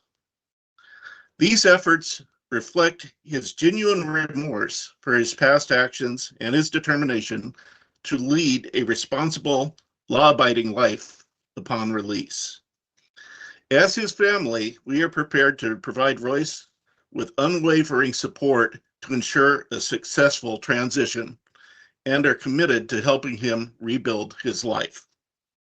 I respectfully ask that you consider Royce's progress, his sincere efforts to change, and the support system awaiting him. Please grant his parole. Thank you for your time and consideration. Thank you. I'd like to circle back to Stephen Paraniti. Stephen Paraniti, if you're with us, go ahead and unmute yourself either on Teams or by pressing *6 on your telephone. Stephen Paraniti, if you're speaking, we cannot hear you. Kevin McReynolds. Kevin McReynolds, go ahead and unmute yourself. I think I have. Can you hear me now? Yes, we can. Go ahead. Very good. My name is Kevin McReynolds. I met Royce almost 30 years ago when I was assigned to represent him in the juvenile matter that morphed into the criminal case. We've remained in touch over the years. In almost 40 years of doing this work in this county, the Paylor murder remains the most shocking. Its effect on the community and the Paylor family has never been lost on Royce. Practicing in a small community allows me to encounter former clients regularly. It's also given me a front row seat to the greatest show on earth, witnessing change. Royce's transformation is the most remarkable I have ever seen. The insight, empathy, and commitment to serve others is profound. I still regret our decision 30 years ago to forego efforts to retain Royce in the juvenile court. But it was Royce himself who suggested to me that he might not possess the strengths he has today if not for the comprehensive, long-term, evidence-based treatment offered by CDCR. The value of that programming is reflected in Governor Newsom's message. Royce's life will continue with service to others. He will save some lives. and he will improve countless others. His work will be restorative in every sense. Please send him on his way by affirming the parole grant. Thank you for the opportunity to advocate for such a remarkable person. Thank you. And Kimberly Gregson, I see we have you. Go ahead and unmute yourself. Your 2 minutes starts when you begin to speak. Thank you. Good morning, commissioners, and thank you for the opportunity to speak. My name is Kimberly Gregston, and I'm an associate clinical social worker, currently serving as the clinical director at Re-Evolution and as a restorative justice process facilitator with the Ahimsa Collective. For the past 10 years, I've worked closely with incarcerated adults, and particularly those serving long-term sentences. I first met Mr. Casey in March of 2023 through the Realize Restorative Justice Program, which I facilitate through the Ahimsa Collective. Realize has a deep focus on healing and accountability. Mr. Casey began as a participant and now serves as a facilitator. This is an indication of the depth of his transformation. In the Realize program, I have seen consistent and sincere expressions of remorse. Mr. Casey speaks openly about the harm he caused without deflecting blame. He uses clear I statements, takes responsibility for his past choices, and expresses deep empathy for those impacted. Just as importantly, has developed emotional insight and communication skills to articulate complex feelings associated with remorse, feelings like shame, guilt, and grief. He models this for others in the group, helping them to do the same. His ability to sit with difficult emotions, process them, and speak about them authentically is a powerful sign of the depth of his remorse, his accountability, and personal growth. Mr. Casey not only has shown evidence of remorse, he lives it and uses it to support the growth of others. I respectfully ask the board to uphold the original grant of suitability that took place on March 11th, 2025. Thank you for your time. Thank you. If you're on video, please unmute yourself by pressing the microphone button. If you're on the phone, please unmute yourself by pressing *6. Chairperson, there appear to be no more speakers in support of Royce Casey. Moderator will now take speakers in opposition to Royce Casey. Thank you, Chairperson. People who signed up to speak up in opposition of Royce Casey, please raise your hand using the Microsoft Teams button or by pressing *5 on your telephone. This will help us enable your microphone. Our first speaker in opposition is Jessica Curley from San Luis Obispo County. Jessica, I see you're with us. Go ahead and unmute yourself. Your 2 minutes starts when you begin to speak. Thank you. Jessica Curley, Deputy District Attorney, San Luis Obispo County. The horrific murder of 15-year-old Elise Paylor remains one of the worst in the history of San Luis Obispo County. Elise was lured into the woods by 17-year-old Royce Casey and his crime partners, who then brutally tortured and murdered her in a satanic ritual killing. In the brief time I'm given today, it is impossible to adequately describe the brutality of what Casey and his crime partners did to this young girl, both before and after they murdered her. The fact that the crime was planned for several months, which the inmate openly admitted, shows that it was not an impulsive juvenile act, so youthful offender factors do not fully apply. The governor reversed this inmate's grant of parole twice in both 2021 and again just last year. When the governor sent this for en banc, he noted it is still questionable whether Casey has genuinely internalized his programming and developed meaningful insight into and empathy for the full impact of the crime on the family and the community it harmed. Inmate Casey's testimony at the last parole hearing absolutely confirms he has not. Despite extensive programming, his explanations are abstract and disconnected from the raw reality of what he did. He still frames aspects of his past in terms of his own perceived weaknesses or failure to perform, rather than demonstrating a consistent victim-centered awareness. His failure to establish a realistic and reliable post-release support system remains a clear indicator of his risk to society. The support system he described during his parole hearing is general and aspirational, not grounded in the kind of specific commitments and oversight necessary for someone convicted of a crime of this magnitude. Respectfully, I've heard no less than 3 people who have spoken in support of this inmate today say they'd be available by phone. Elise Paylor's Your 2 family, minutes have meanwhile, elapsed. Please remains conclude shattered. your statement. We respectfully ask the board to rescind Mr. Casey's grant of parole. Thank you. Thank you. If you're on video, please unmute yourself by pressing the microphone button. If you're on phone, please unmute yourself by pressing *6. Chairperson, there appear to be no more speakers for Royce Casey.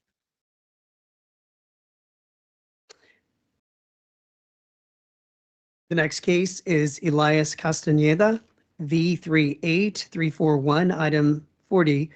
Moderator, please call for speakers in support. Thank you, Chairperson. People who signed up to speak in, I'm so sorry. People who signed up to speak in support of Elias Castaneda, please raise your hand using the Microsoft Teams button or press *5 on your telephone. This will help us enable your microphone. The first speaker is identified as 9997. Please unmute yourself by pressing the microphone button. If you are on the phone, please unmute yourself by pressing *6. Your 2 minutes will begin when you start speaking. Hey, good morning. Can you guys hear me? Yes. Okay. So my name is Gloria. I'm only using my first name. I am a lifelong friend. I did provide a letter for the suitability hearing, so you guys do have my full information. I wanted to respectfully come before you guys to speak on my lifelong friend, Elias. I am a nurse. I have been a nurse for 13 years. I do work for Kaiser. I'm a wife, a mom of 4 beautiful children, and I'm writing this letter in full support of my lifelong friend, Elias Castaneda, CDCR V3341, as he comes before you seeking parole. I'm sorry, I'm crying. I have known Elias for over 30 years, and during that time, I have come to know him as someone with deep potential, sincere regret for past wrong choices and actions, and a real commitment to change, despite his childhood traumas and struggles, which he has gone through. I'm crying, so it's hard for me. Since his incarceration, almost 25 years, I have remained in close contact with Elias and have witnessed the genuine efforts to rehabilitate. Elias has taken responsibility for his actions, and he's engaged in educational and therapeutic programs and maintained good behavior for the past 5 years. I fully believe he is ready to re-enter society and contribute in a positive and productive way. I am committed to being a strong part of Elias's support network. If granted parole, I will help him reintegrate by providing support with the following. So stable housing. He has been accepted into a sober living home to which I will be taking him directly if granted parole. Employment support, so I will help him with job applications, connections to opportunities, resume help, and preparing for job interviews, taking him to trainings or any employment. Transportation, I will assist with transportation as needed to any parole Your 2 meetings minutes and have any. elapsed. Please conclude your statement. So I will continue to provide support with NA meetings and help him continue to maintain contact with Peter. That's his Ma'am, your sorry, time has sponsor. expired.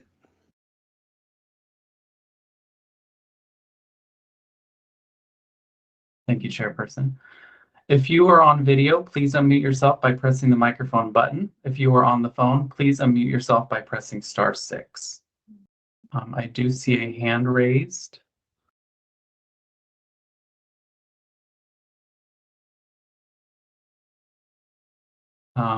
Whoever's calling in, the last 4 digits, 5454.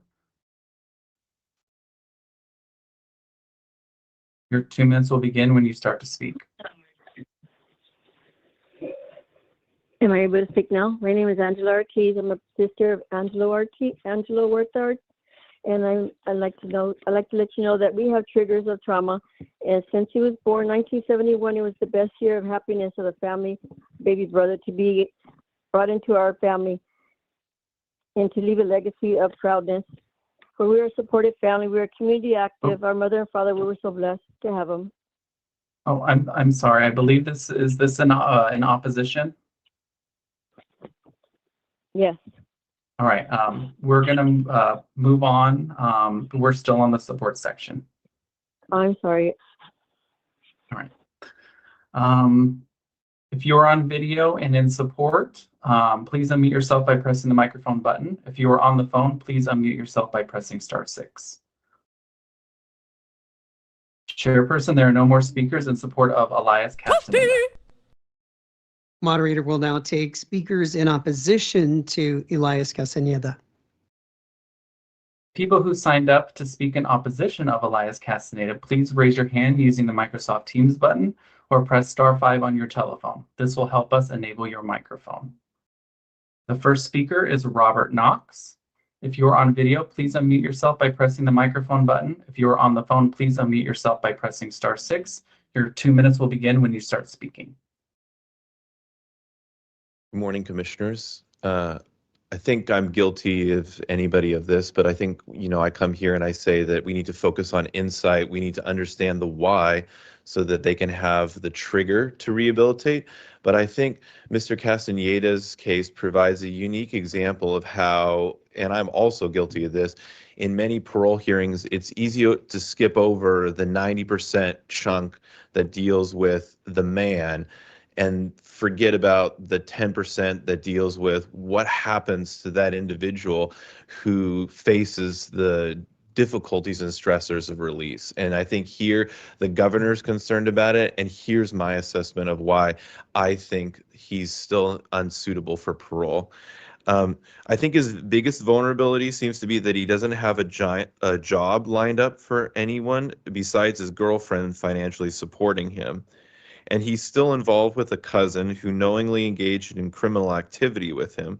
Brianna is her first name. I'm not sure who the other cousin is who participated in the 2020 cell phone scheme that benefited MA via Colonia 13, but he lists a cousin Johanna as part of his support network. He also doesn't seem to have parenting courses or a clear idea of what it'll look like to go live with a girlfriend who has 4 kids, who he was yelling at and admittedly committing domestic violence against just days before his parole hearing. The majority of his support system is former or current inmates who themselves are vulnerable to destabilization.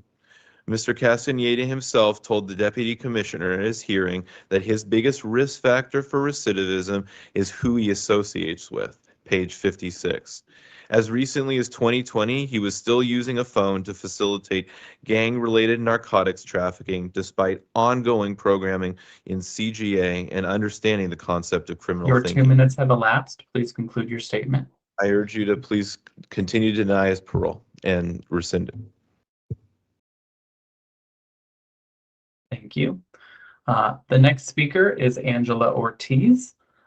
If you are on video, please unmute yourself by pressing the microphone button. If you are on the phone, please unmute yourself by pressing *6. Your 2 minutes will begin when you start to speak.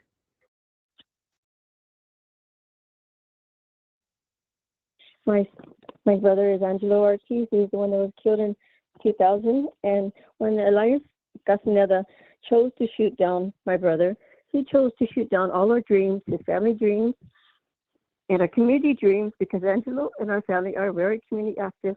And Castaneda had a choice that day. He could have walked away, could have said, no, I'm not going to do this. And he had a better choice.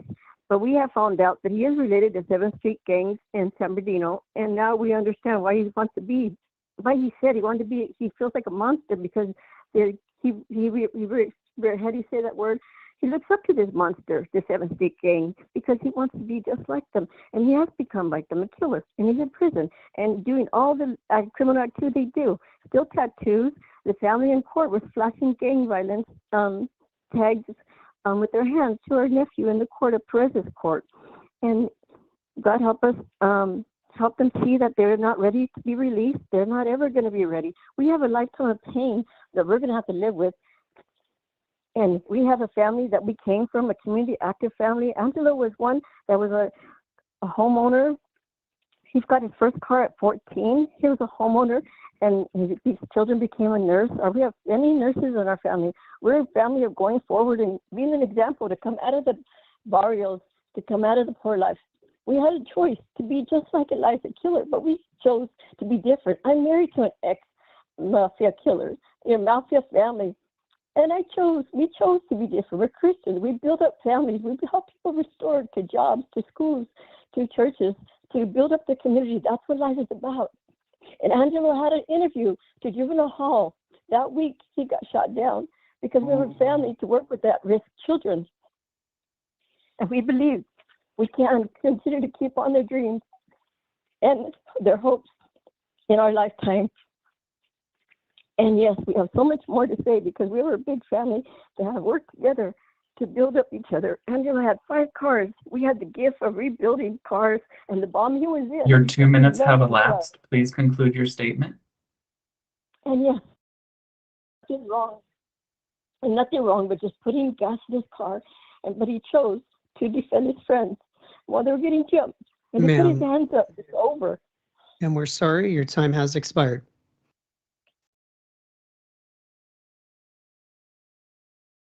Thank you. The next speaker is Dina Huerta. If you are on video, please unmute yourself by pressing the microphone button. If you are on the phone, please unmute yourself by pressing *6. Your 2 minutes will begin when you start speaking.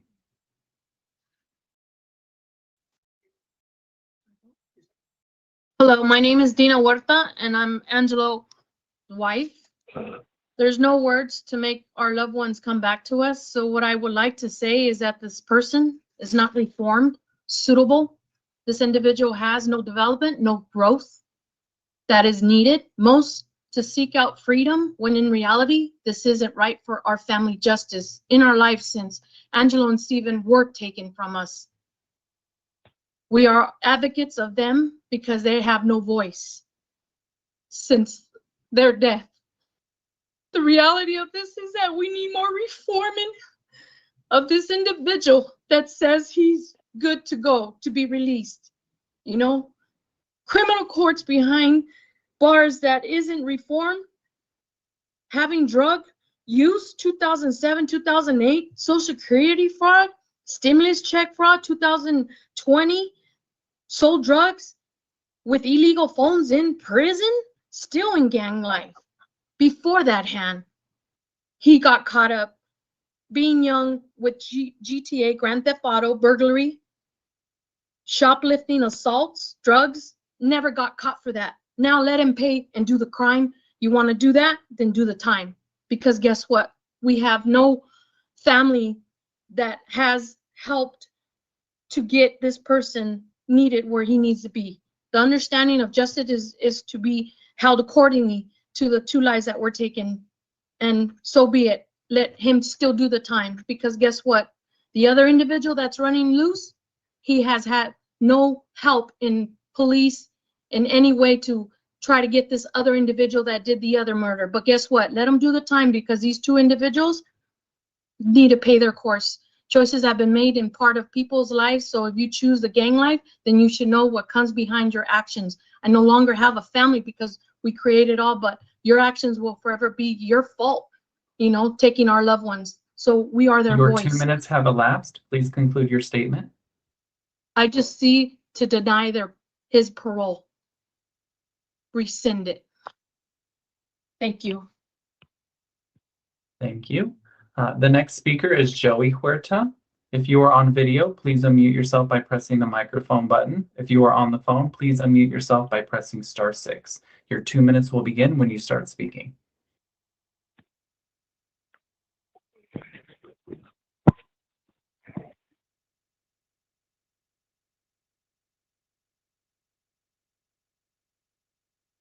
Joey Huerta. Hello, my name is Joey Huerta and I'm Angelo's son. And there's no words to describe the feeling and emotions that my family now has to live with because of this inmate's actions. And I fully support Robert Knox's what he spoke about, and would like you guys to be aware and keep that into consideration, all of his priors that he's been through before he was arrested for the murder of my father, as well as the Social Security fraud, owes restitution, as well as a stimulus behind bars, as well as illegal phone use, selling narcotics for his gang that he's no longer part with, maybe 4 years ago out of the 25 years that he's been in prison. I don't feel that that's any fair or any right for him to be able to enjoy his life after lockup, knowing that he has not been reformed out of those 25 years that he's been incarcerated. And there's no expressing how hurt I feel knowing that this individual is even eligible for parole, and hope and consider that you guys really look at that paperwork and the understanding of the crimes that this guy's committed and he will continue to do. And I pray that he stays behind those bars so this doesn't happen to any other individual that's out here and can suffer and hurt with the way that my family is dealing with as well, because there's not a day that goes by that I have to live with this. And I really hope and pray that you guys are able to keep him behind bars where he deserves to be, and know that it's safer as a community for him to be behind there, so this doesn't happen again. I really hope that you guys are able to deny his parole, and thank you for listening to what I have to say. Thank you. Thank you. If you are on video, please unmute yourself by pressing the microphone button. If you are on the phone, please unmute yourself by pressing *6. Chairperson, there are no more speakers for Elias Castaneda. Thank you. At this point in time, the board is going to take a 10-minute break. We'll be back at 11:05.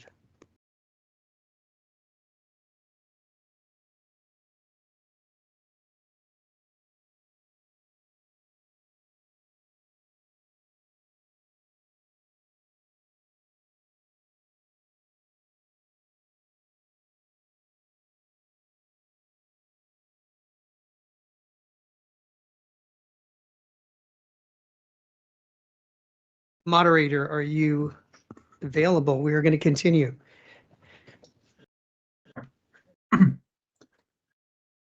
Yes, I am available. All right, thank you so much. The next case is Stephen Chavez, AZ 6377, item number 41. So please call for speakers in support. Thank you, Chairperson. People who have signed up to speak in support of Stephen Chavez, please raise your hand using the Microsoft Teams button or press *5 on your telephone. This will help us enable your microphone. The first speaker is Tanya Chavez. If you are on video, please unmute yourself by pressing the microphone button. If you are on the phone, please unmute yourself by pressing *6. Your 2 minutes will begin when you start speaking. Good morning, members of the board. My name is Tanya Chavez, and I thank you for allowing me the chance to speak on behalf of my husband, Stephen Chavez. I come before you today not just as his wife, but as someone who has witnessed the real and lasting change in him. During his time in prison, my husband has taken full responsibility for his actions. He has used this time to reflect, to grow, and to rebuild himself. He is not the same man who entered those doors. He is a man who understands the weight of his past and who is committed to building a better future, and he will not have to do it alone. When he is released, I will be there to support him every step of the way, emotionally, spiritually, and physically. Our family is prepared to welcome him back, and I'm ready to help him reintegrate, stay focused, and continue his path forward. We have a stable environment waiting for him, filled with structure, encouragement, and unconditional support. I understand the seriousness of this decision, and I also believe in redemption. I believe in second chances, and I believe my husband's ready not just to live differently, but to be different. Your decision could restore a family and give a man who has truly changed the opportunity to prove that rehabilitation works. Thank you for your time and consideration. Thank you. The next speaker is Mary Lou Chavez. If you are on video, please unmute yourself by pressing the microphone button. If you are on the phone, please unmute yourself by pressing *6. Your 2 minutes will begin when you start speaking. Yes, again, I'm Mary Lou Chavez, and I'm Stephen Chavez's mother. I thank you for giving us the opportunity to speak on his behalf. I just want to say that about 9 years ago, we were not talking or thinking about parole or anything like that, but I began to notice a change in my son. I began to see, to hear in his voice, to see that there was a digging deep of his life and about everything that's happened. And I just would listen. And as time went on, I began to see that he was really trying to just to look at himself and to understand why his life went this direction. And so as that was 9 years ago, I have seen him just grow more and more, first of all, through all the self-help groups and the reaching out to others, the support of anywhere he could get to help him to grow as a person. We are a Christian family, and we come from a very strong Christian base, and I was happy to see that that was one of the areas where he had reached out to in his life, reverting back to how he was raised, and just trying to better himself. And then as time went on, of course, we went on to think even about him possibly coming home. And what I would like to say is that no day, no family gathering, nothing has ever been the same without Stephen. So I want to say that coming home, he comes home to a very strong... Your 2 minutes have elapsed, so please conclude your statement. Well, thank you again, and thank you for your consideration. I pray that he does get to come home. Thank you. Thank you. Our next speaker is Joshua Rosales. If you are on video, please unmute yourself by pressing the microphone button. If you are on the phone, please unmute yourself by pressing *6. Your 2 minutes will begin when you start speaking.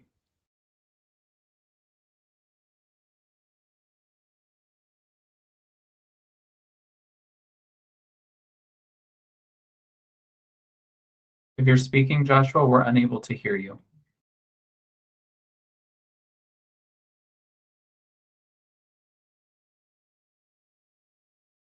All right, we can circle back to Joshua. We're going to move on. The next speaker is Saul Campos. If you are on video, please unmute yourself by pressing the microphone button. If you are on the phone, please unmute yourself by pressing *6. Your 2 minutes will begin when you start speaking.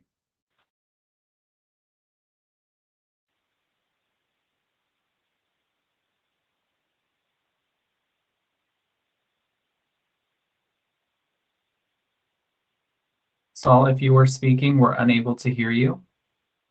Can you hear me now? Yes. Okay, sorry about that. Good morning, Commissioner. My name is Saul Campos, and I am here to speak on behalf of Mr. Chavez, who had the pleasure of being a co-worker at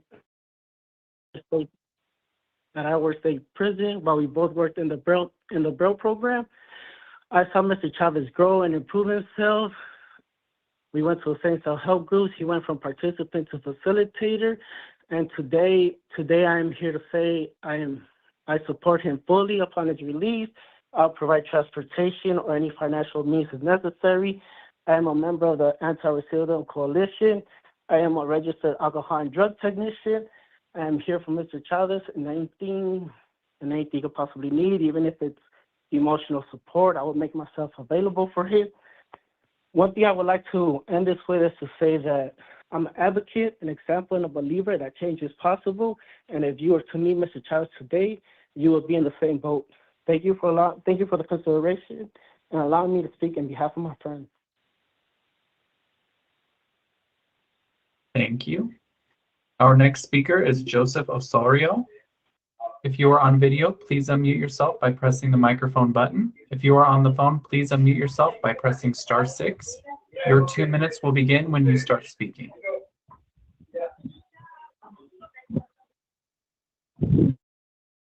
Sorry, Joseph, we're unable to hear you. I see.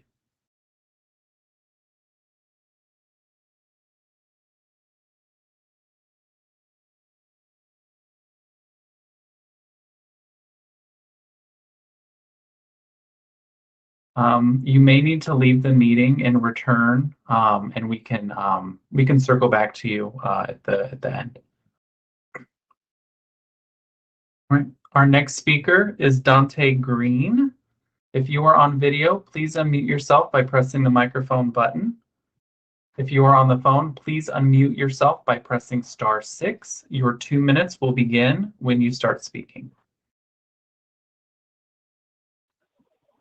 Thank you, Commissioners, for allowing me to speak today on behalf of Stephen Chavez. I met Stephen Chavez in 2018 upon arriving at Harrogate State Prison, and this man was the embodiment of a welcoming to me. Since that time, Stephen Chavez has done a tremendous amount of work on himself.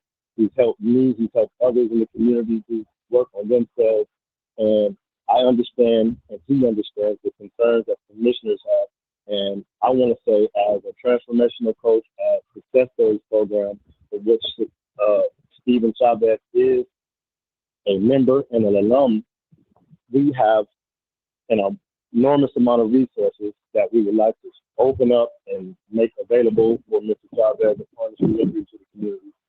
And I would ask this committee to please uphold this grant, because this man is a great asset to the community and his family as well.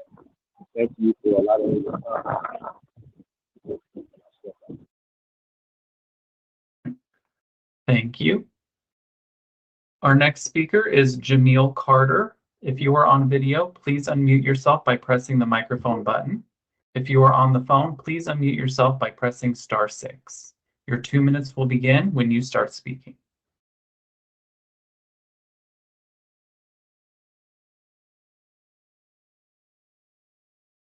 Jameel Carter.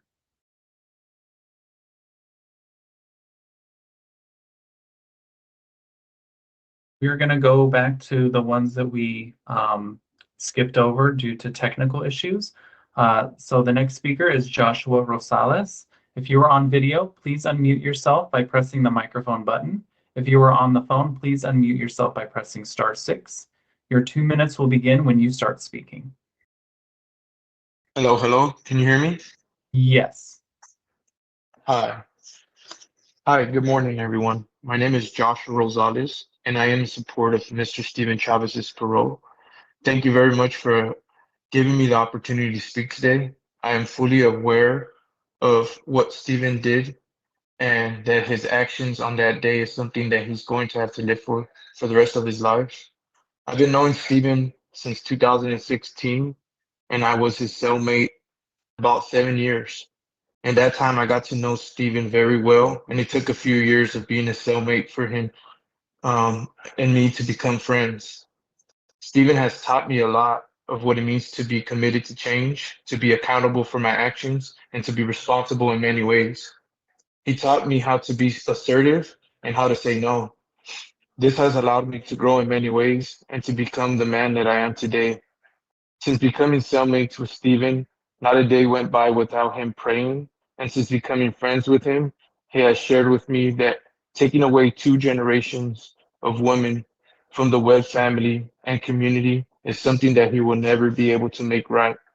I personally seen Stephen in his process of change, and he always did his best to continue making living amends every day. He helped a lot of individuals, including myself, realize the true nature of our wrongs. He is a big part of my support network, and I am a big part of his. I work for the Anti-Recidivism Coalition as an office assistant and have multiple places of support that will be extended to Stephen upon his release. Stephen is the only person that I can vouch for 100%. And a lot of the managers, supervisors, and directors here at Anti-Recidivism Coalition and Inside Out Writers that I have built good relationships with have expressed that they look forward to meeting him one day. I have built a large support network since my release, and it will be extended to Mr. Stephen Chavez upon his release one day. Thank you very much for your time and consideration, and may you all have a good day. Thank you very much. Thank you. Our next speaker is Joseph Osorio. If you are on video, please unmute yourself by pressing the microphone button. If you are on the phone, please unmute yourself by pressing *6. Your 2 minutes will begin when you start speaking. Hello, good morning. I hope, can you all hear me now? Yes. Amazing. Thank you so much. First of all, I want to start off by saying thank you for this opportunity. I truly understand how emotional this process is for both sides of parties and for the commissioners who are attending today and have to make these decisions. Just want to praise you all for your commitment to public service. It means a lot to me. It means a lot to my family and to the organization that I represent. I'm speaking both on a personal level and on a professional level. The associate director of the Anti-Recidivism Coalition here in Sacramento. I do tons of amazing work throughout the state of California and all of the institutions. I've had the opportunity to meet many men and women who are on their rehabilitative journey. And when I tell you that I've met folks who are beginning and folks who are, you know, sort of in that process where they're ready to come home, I've seen them all. But on a personal level, I want to speak on behalf of Mr. Chavez. I've known him for over 10 years. I met him while I was currently incarcerated at Ironwood State Prison. I can tell you that this is a man who has sincerely changed, who I've had conversations with about family, about insight, about remorse, about plans to come home. And I can say that I was truly inspired to have these candid conversations with Mr. Chavez throughout my incarceration. It was heartbreaking when I had to walk away from him almost 7 years ago and know that I was leaving a person who was, in my belief, far more deserving of the opportunity at freedom than I was at the time, because Mr. Chavez came to prison and did everything right that he was supposed to. He engaged in rehabilitative services, he stayed away from violent crime, and he really immersed himself in becoming a better person. And I got to see that firsthand, not only as his coworker when he was a math tutor in education, but also as a person who volunteered and participated in self-help classes. I really hope that you all get the opportunity to see this.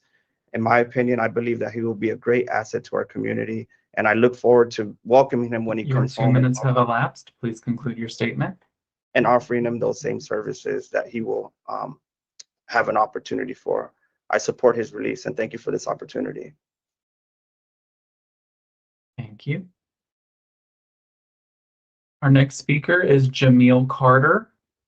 If you are on video, please unmute yourself by pressing the microphone button. If you are on the phone, please unmute yourself by pressing *6. Your 2 minutes will begin when you start speaking.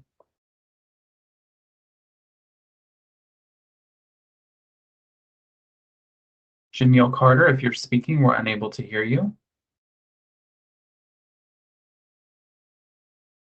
All right. Chairperson, there are no more speakers in support of Stephen Chavez. Moderator will now take speakers in opposition to Stephen Chavez. Thank you, Chairperson. People who signed up to speak in opposition of Stephen Chavez, please raise your hand using the Microsoft Teams button or press *5 on your telephone. This will help us enable your microphone. The first speaker is Dana Greason. If you are on video, please unmute yourself by pressing the microphone button. If you are on video, or I'm sorry, if you are on phone, please unmute yourself by pressing *6. Your 2 minutes will begin when you start speaking. Good morning. Can you hear me? Yes. Thank you. In 2009, the inmate was under the influence of alcohol, marijuana, and cocaine when he was driving the wrong way in the freeway on Interstate 10. He turned himself around, but the CHP pulled him over. The inmate stopped, but then sped off, almost hitting the officer. The officer pursued, but could not catch him. The inmate was driving at approximately 100 miles per hour when he hit a vehicle containing 4 members of the Webb family and a family friend. Tony, the wife of the driver, Kenneth Webb, was ejected and killed. Rosemary, the grandmother, was found dead in her seat. And Mr. Webb, his teenage daughter, and the family friend were all injured. The inmate prior to this devastating night had been convicted of DUI multiple times and driving with his license suspended for DUI. The case lingered in court until 2016. During much of that time, the inmate continued his use of substances. While it happened in 2009, the inmate's actual rehabilitative acts didn't take until many years later. The inmate was paroled in October of 2023, but the governor reversed this parole in March of 2004, citing Chavez's long-term substance abuse, 2 prior DUIs with failure on probation supervision, insufficient relapse prevention plans, need for more robust coping skills, and need for development of healthy relationships. 12 months later, he was paroled again. The people question whether this 12 months was sufficient to address all of those issues. The governor obviously agrees by referring it to en banc, asking the same questions and again lists concerns about his insight, coping skills, and social supports. The inmate has a severe substance abuse issue. He chose to drive multiple times, putting others at risk despite intervention by law enforcement and the legal system.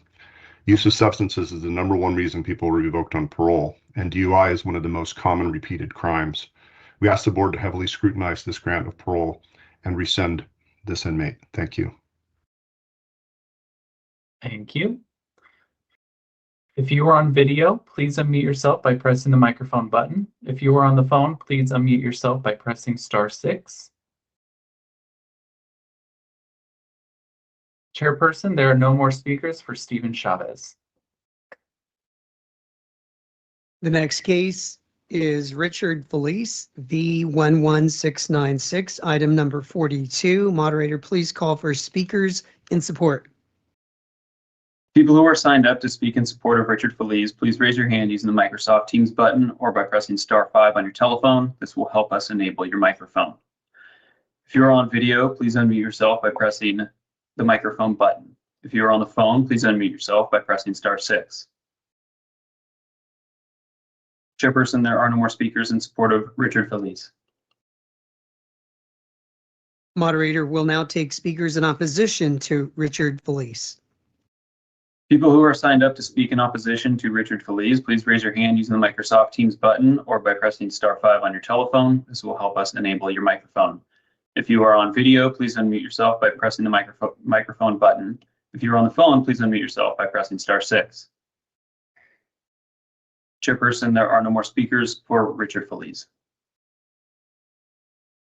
Thank you. The next case is Arturo Gutierrez, V29878, item number 43. Moderator, please call for speakers in support. People who are signed up to speak for Arturo Gutierrez, please raise your hand using the Microsoft Teams button or by pressing *5 on your telephone. This will help us enable your microphone. The first speaker I have is Camille Jack. Camille, if you are with us, please unmute yourself and begin speaking.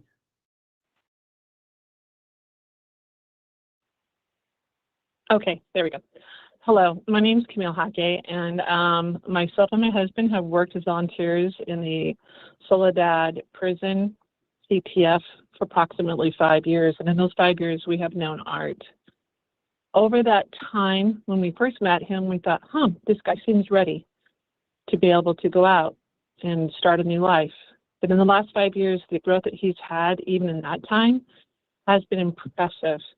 Not only has he taken into account what rehabilitation means, but he's reached out to those in his community, those around him, through his work in the prison, through his volunteerism in the prison, through all the different ways to be able to with his family, to show that not only has he learned rehabilitation, but he looks for ways to share those things that he's learned, those tools that he uses with others so they can also better their life. He makes no excuses. He knows that what he did was not right, that it is his responsibility to move forward, to make things in his life the best they can be. And while it will not fix or change what happened in the past, he can definitely be someone who is of a positive influence in our community today. We as volunteers are more than happy to let you know that we will continue to support him once he leaves the prison in any way that we might be able to within our capacities.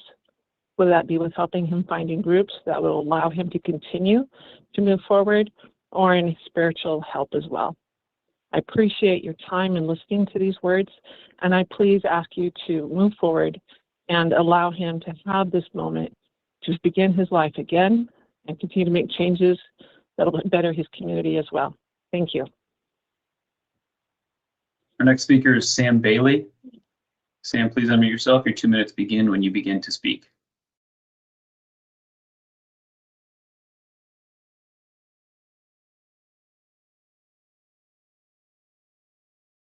I don't know if you can hear me.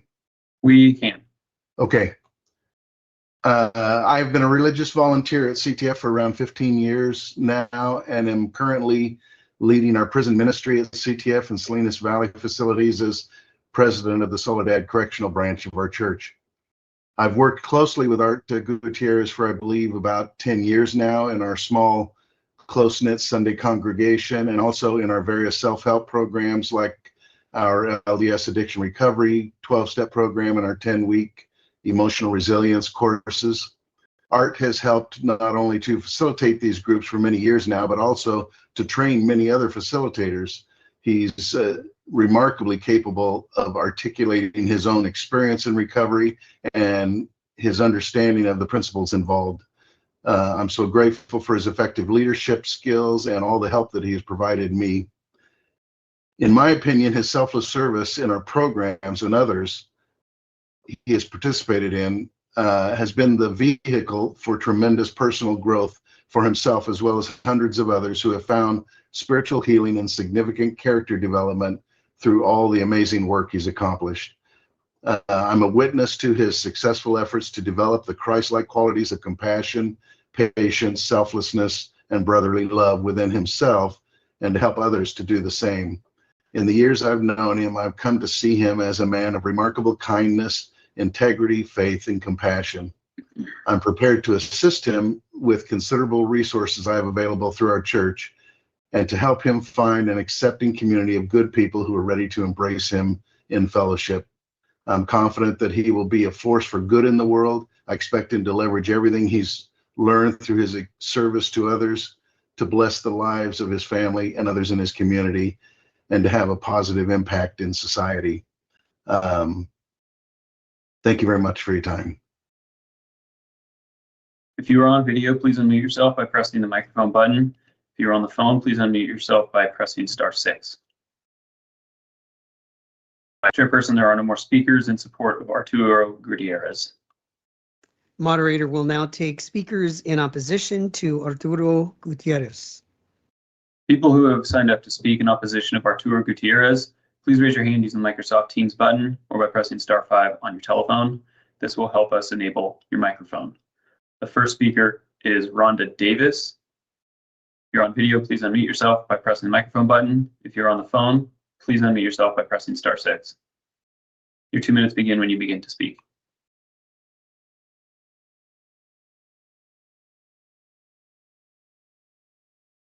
Rhonda Davis, I believe you're muted still.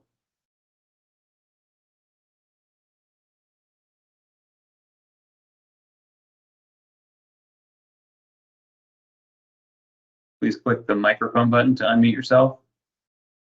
If that's not working, then I believe you might have to leave the meeting and come back. I think that worked for an earlier participant. We will circle back for you. Our next speaker is Julianne Walker. Your 2 minutes begin when you begin to speak.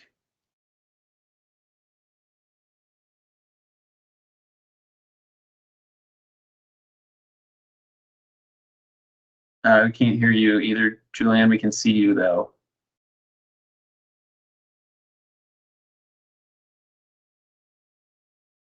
So yes, please try leaving and rejoining. Give them a couple of seconds to leave and rejoin.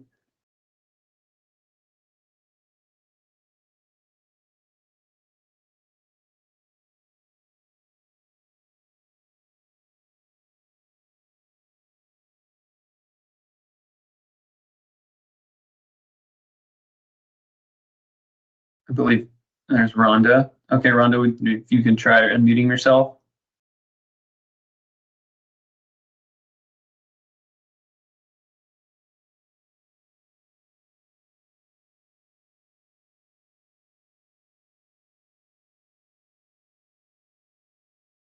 By pressing the microphone button in the top right.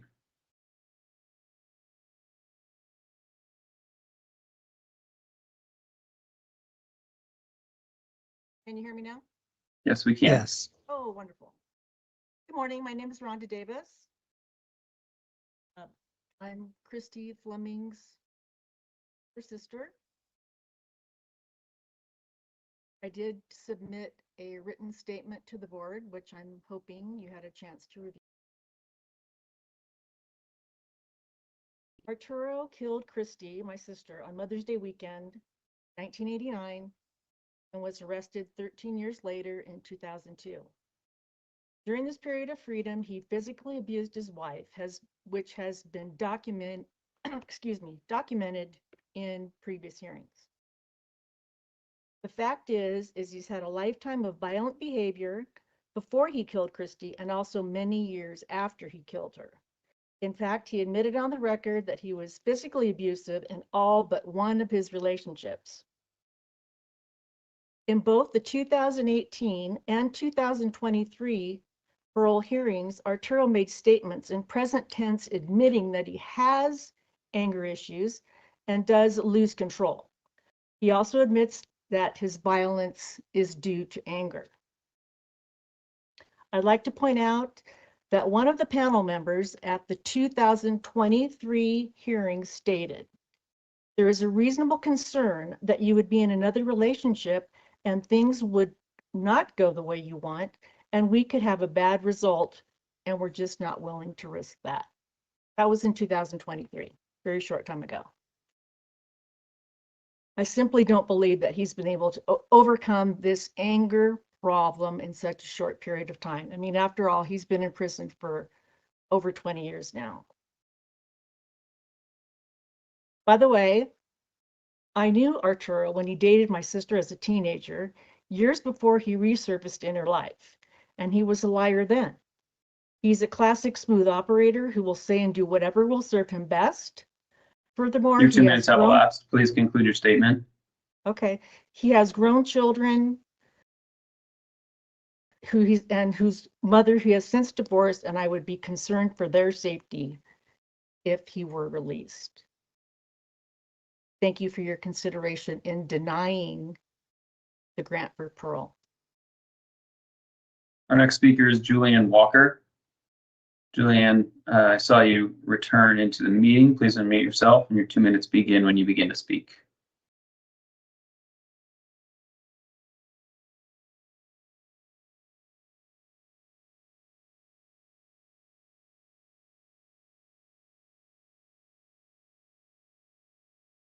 We cannot hear you.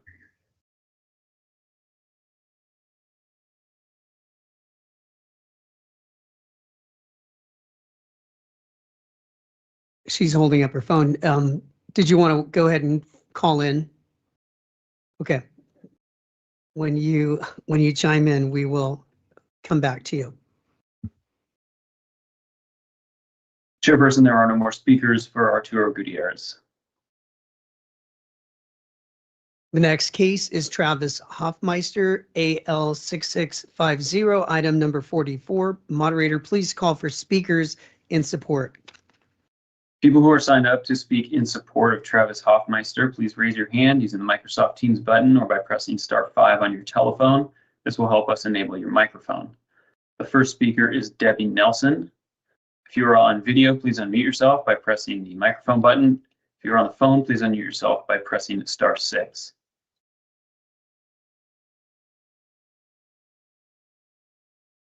Debbie Nelson, are you with us?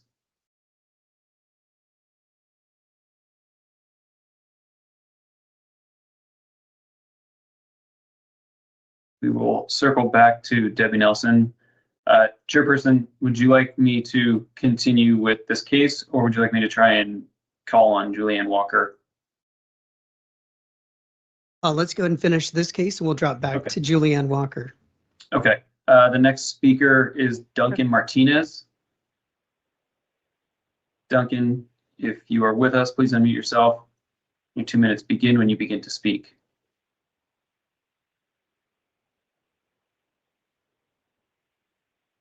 Duncan Martinez. Can you hear me? Yes, we can. I met Travis Hoffmeister in the art room on A Yard at Lancaster, which is a programming yard where people did everything they could to try to be better. He immediately stood out as somebody doing more than others. This was a yard about people doing better, and he was one of the best. I know he intends to continue at Cal State LA if he gets out. I'm currently a student. I offer him all support and mentorship. I'm finishing a master's program this fall. I'm also a filmmaker and working on a documentary, and he has a place on my staff as soon as he gets out. I cannot support him enough. I love this man, and the world will be a better place if he joins us. Thank you. Our next speaker is Debbie Nelson. Debbie, if you're with us, please unmute yourself and your 2 minutes begin when you begin to speak. Can you hear me? Yes, we can. Good morning. Thank you to the parole board for your time. My name is Debbie Nelson. I am Travis's mom. Our family has seen a significant change in Travis since his incarceration. He has received several certificates of completion for classes offered to him and has shown genuine remorse for his actions. As I always have and always will, I am prepared to offer him a stable home environment if needed and assist him with anything that he needs that will help with supporting him in his future success. I will always keep our communication open to help ensure that he attends all required appointments and stays connected with his support network. I think that Travis has proved to the board his continued disciplined work ethic. Travis has taken advantage of the many programs offered to him while incarcerated, and I believe because of that, Travis is a success story and the true meaning of rehabilitation. I believe he has learned from his mistakes and is now ready to contribute positively to our community. Thank you again for your time. Our next speaker is Marianne Peterson. Marianne, I see your hand is raised. Please unmute yourself and your 2 minutes begin when you begin to speak. Good morning, everyone. I'm here to speak on behalf of Mr. Hoffmeister and to speak to the extraordinary transformation he's undergone while incarcerated. So Travis has consistently demonstrated a deep and genuine commitment to personal growth, healing, and accountability. His efforts have not only changed the trajectory of his own life, but also have had profound ripple effect on those around him.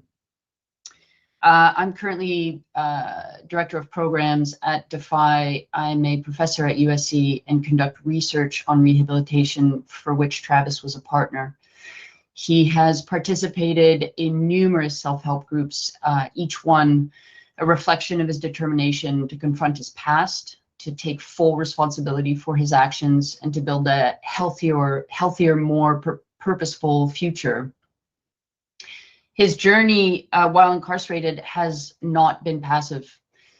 He's continued to seek opportunity for growth and service. And I think one of the most powerful examples has been his work with DeFi, a program focused on personal development, entrepreneurship, and reentry prep. He not only completed the program, he emerged as a leader within it. He took on a role of a mentor, offering guidance, encouragement, wisdom to those navigating their own paths of transformation. As I said earlier, Travis has also served as a research partner with USC in efforts to better understand what successful rehabilitation looks like within CDCR. He's deeply engaged in thoughtful processes of taking accountability for his past action, reflecting not only on the harm he's caused, but on how to meaningfully repair it. He has a strong and stable reentry plan supported by DeFi.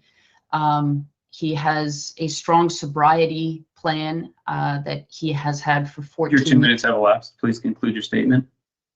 And continues to be. I urge the board to uphold his suitability and allow him to come home. Thank you. Chairperson, there are no more speakers in support of Travis Hoffmeister. Moderator will now take speakers in opposition to Travis Hoffmeister before we go back to Julianne Walker. People who are signed up to speak in opposition of Travis Hoffmeister, please raise your hand using the Microsoft Teams button or by pressing *5 on your telephone. This will help us enable your microphone. If you're on video, please unmute yourself by pressing the microphone button. If you're on the phone, please unmute yourself by pressing *6. Chairperson, there are no more speakers for Travis Hoffmeister. All right, thank you. Let's go ahead and backtrack a little bit to Deputy District Attorney Walker. Julianne Walker, if you're with us, please unmute yourself and your 2 minutes begin when you begin to speak. on case 43, Arturo Gomez. Can you hear me? I'm speaking on my phone. Yes, we can. Awesome. In 1989, when the family cannot make phone contact with Christy, her father and sister Rhonda went to the condo, finding the door locked. They could see the inside in disarray. A neighbor gained entry via sliding door, forcing it. Inside, they found Christy dead, on her back with a pink blouse stuffed in her mouth and nude with a nightshirt bunched up beneath her shoulders. Her legs were spread apart. No evidence of sexual assault, but there were bloody cuts to her head. A large, dirty glass ashtray was on the floor near her body. There were blood smears throughout the condo made by one wearing gloves. The cause of death was asphyxiation, her airway being blocked by the garment. This condo was staged as if a burglary had occurred, but nothing of obvious value had been taken, including the handgun and the jewelry. As one commissioner noted, the crime appeared to be a premeditated murder, not a heat of passion crime. Indeed, Gutierrez told a co-worker he was worried that his ex-girlfriend was angry with him and going to tell his wife he was having an affair. Inmate Gutierrez was not caught for 13 years. While on the lam, he committed domestic violence against his wife, strangling her on at least 2 occasions. He continually minimized this violence with his wife and his stepdaughter, even in the hearing where he was granted parole, although he did admit that he strangled all of his victims in order to make them be quiet. On his backdrop of domestic violence and anger issues with women, the inmate raised his voice and became visibly agitated during my clarifying questions. Even through the protection of being on video, the hairs on the back of my neck prickled, and I noted his chilling behavior in my closing. During the decision, the presiding commissioner described his behavior as, quote, more animated, but didn't interpret his behavior as having been, quote, threatening, aggressive, or inappropriate, end quote, claiming his behavior in prison was not this way. Well, that's just the point. His victim pool and intimate Your 2 minutes have partner elapsed. Please conclude your statement.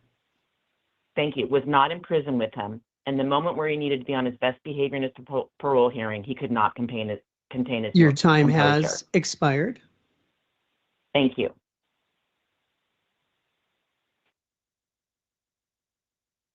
Chairperson, there are no more speakers for Arturo Gutierrez.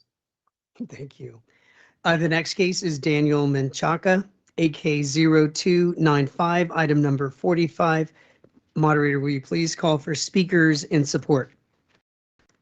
People who signed up to speak in support of Daniel Menchaca, please raise your hand using the Microsoft Teams button or pressing *5 on your telephone. This will help us enable your microphone.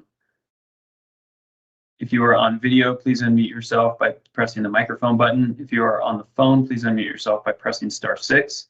Our first speaker is Tiffany Menchaca.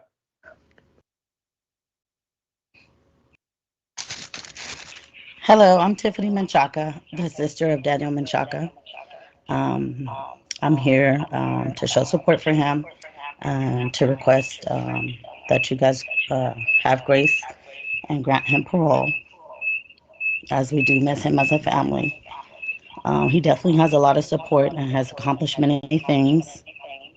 He doesn't have any priors to this situation. He's not a risk to society. And he's definitely got a lot of support. I am a nurse and I currently work for ODR and with the housing facilities in which I'm able to help him and have many resources to help him accomplish a new journey. Furthermore, I do believe that he's fully going to just be well in society, and if you could please just grant him that parole.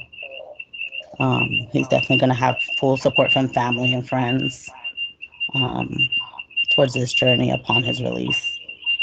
I appreciate it, and hopefully you guys take this into consideration that he does have support on the outside, and we look forward to helping him out. The next speaker is Daniel Menchaca.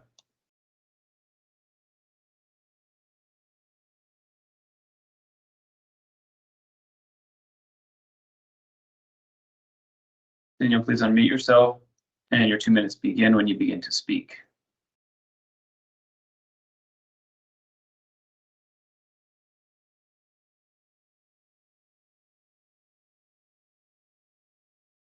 Daniel, if you're on the phone, you may unmute yourself by pressing *6.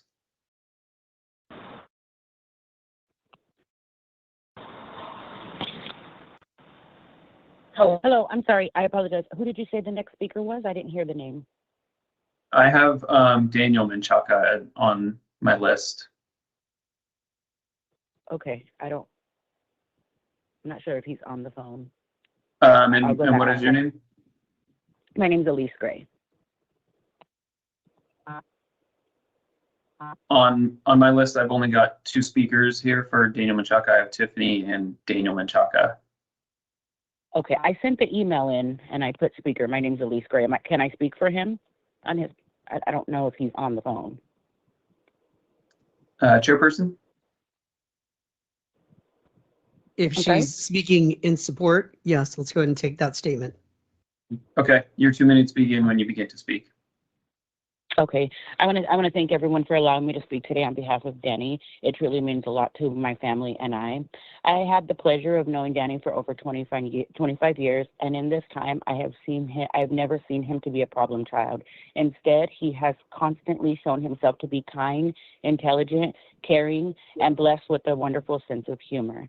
Danny has achieved so many things throughout his time being incarcerated. He has earned his GED, completed carpenter training, became a Microsoft specialist, and even pursued some college courses. Furthermore, he has devoted his time to volunteering for various programs, demonstrating his commitment to giving back to the community.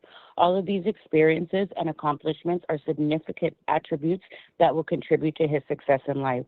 Danny truly deserves a second chance, and I wholeheartedly believe that he will make the most of it with the support of his family who love him dearly. I want to thank you once again for considering Danny for parole. Your decision will greatly impact his future and the lives of those who care about him. Thank you. Chairperson, there are no more speakers in support of Daniel Menchaca. Moderator will now take speakers in opposition to Daniel Menchaca. People who are signed up to speak. Hi, Hello? Can you guys hear me? Hi, can you hear me? Yes, we can. Okay, hi. My name's Neely Richardson. I'm calling on behalf of Daniel Menchaca. I am a licensed realtor. I'm on the board for the Long Beach Blues Society as well as Let Us Help, which is a community-based nonprofit. I've known Danny since he was 10. He's always been a very respectful young man. I do realize the severity of the situation that occurred, and I am more than positive that Danny realizes the severity and is remorseful for the situation that did occur. I respectfully ask that you guys allow him the opportunity to continue his life, but on the outside of the bars. He has a lot of different avenues and revenues out here and resources of friends and family that's willing and committed to help him. I know that should he be released, I can firmly, positively secure a position with him within several of the organizations or outside for-profit companies that we help. So again, I respectfully ask that you guys allow him and grant him his release and approve his parole. And I thank you for the opportunity to speak. It looks like we have another hand raised.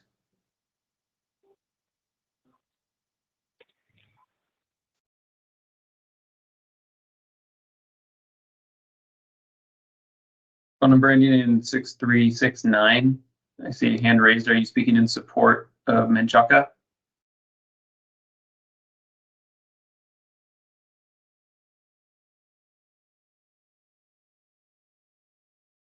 You can unmute yourself by pressing *6.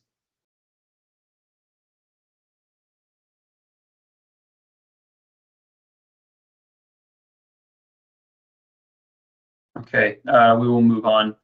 Chairperson, there are no more speakers in support for Daniel Menchaca. All right.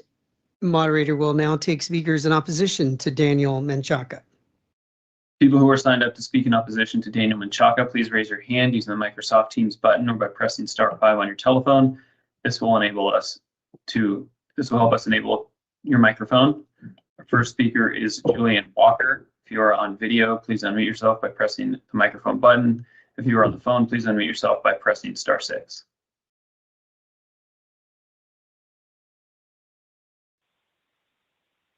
Can you hear me? Yes, we can. Thank you. On behalf of the LA County District Attorney's Office, we submit to the en banc panel. Thank you. I also have another hand raised. Please unmute yourself and identify yourself. Looks like that hand was lowered. Chairperson, there are no more speakers in opposition to Daniel Menchaca. Hello, can you hear me? Hello? Yes, we can. Oh, hi, good morning, good afternoon, ladies and gentlemen of panel. I am Sharon Jones. I am Daniel Menchaca's mother. I don't even know how to really do this. I am pleading with you guys to give my son a second chance. He's been gone since the beginning of his adulthood. I am a single mom and I've done my best. However, Daniel has grown in the system with you guys, and I trust that your system is doing the right thing. He's completed classes and courses that is required for him to be able to come home. His childhood, he's already had a traumatic situation. As you know, he's partially disabled with one of his legs and foot, which caused him to be away from home while he was in the hospital. So that was already hard for our family. Daniel is my oldest son. Never had a record until this incident. I don't know. I'm willing. As his family, we're here to support him in any way that he needs. I'm from a worker with Shields for Families, so I've worked in drug and rehab, and it's a big program with many of umbrellas. So those programs are offered. I'm well aware of them. I can guide him through those.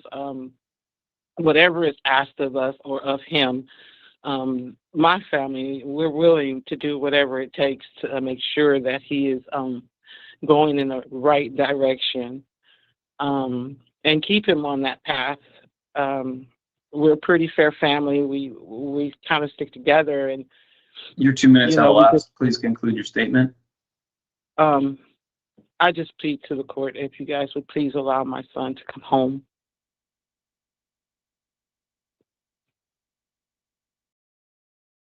Chairperson, there are no more speakers for Daniel Menchaca. Thank you. The next case is Anthony Paz, PC 2784, item number 46. Moderator, please call for speakers in support.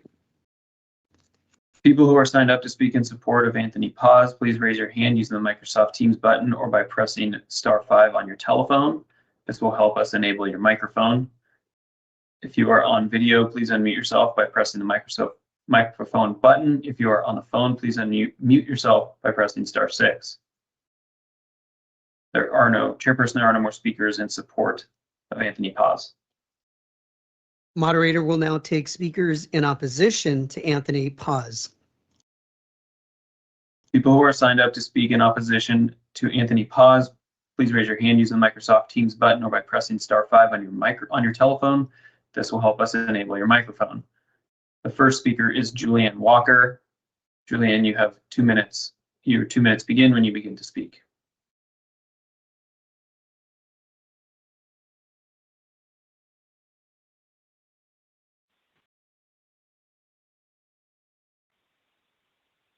Can you hear me? Yes, we can. Thank you. Again, on behalf of LA County District Attorney's Office, I submit to the en banc panel. Thank you.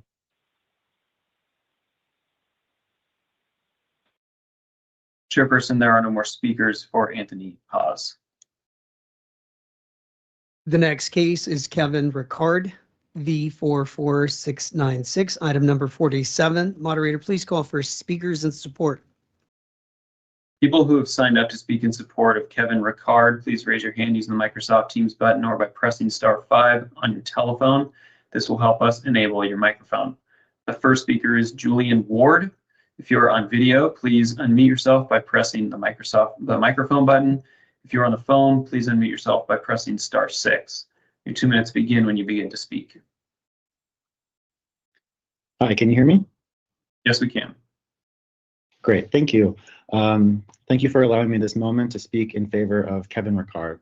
My name is Julian Ward, and I am a program manager at the Ahimsa Collective, a nonprofit that runs restorative justice programs in California state prisons. One of our programs, called Realize, which has been spoken about earlier today by other people who spoke, is a 16-month in-prison program for incarcerated men who've caused sexual and intimate partner violence, centered around introspection, accountability, and healing. I first met Kevin when we started our Realize program at CTF in 2023.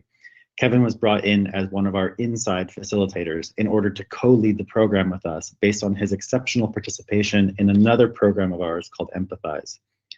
It was immediately apparent why he was brought in to facilitate with us. Not only has he done an incredible amount of work on himself, but he has a deep humility, curiosity, and kindness, which helped to create the conditions for the new participants to do this deep work on themselves.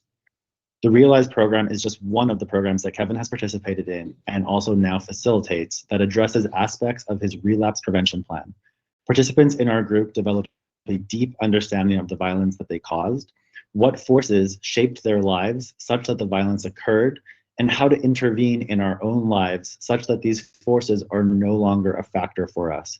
And instead, we can not only lead lives free of violence, but be pillars of our community and support others in leading lives of dignity. Throughout our time together, countless men in the group have expressed their deep appreciation for Kevin, not just as a co-facilitator and leader, but also as someone who has provided immense support in between our sessions to the men he lives with, grappling with the heaviness of the subject matter that we explore. I know that when given the chance, Kevin will be just as much of an asset in his new community as he has been to the countless men who've leaned on him for support inside. Thank you so much for giving me these few moments to speak about Kevin. I really hope that you all will allow him to go home.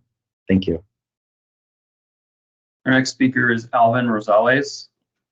Alvin, if you are with us, please unmute yourself. Your 2 minutes begin when you begin to speak. I think Alvin left. He was with us at the Realize program and he had to leave the room. Thank you. Chairperson, there are no more speakers in support of Kevin Ricard. Moderator will now take speakers in opposition to Kevin Ricard. People who signed up to speak in opposition to Kevin Ricard, please raise your hand using the Microsoft Teams button or by pressing *5 on your telephone. This will help us enable your microphone. The first speaker is Sandra Muncy. If you are on video, please unmute yourself by pressing the microphone button. If you are on the phone, please unmute yourself by pressing *6. You should be able to hear and see me. You should be able to do both, hear and see me. We can.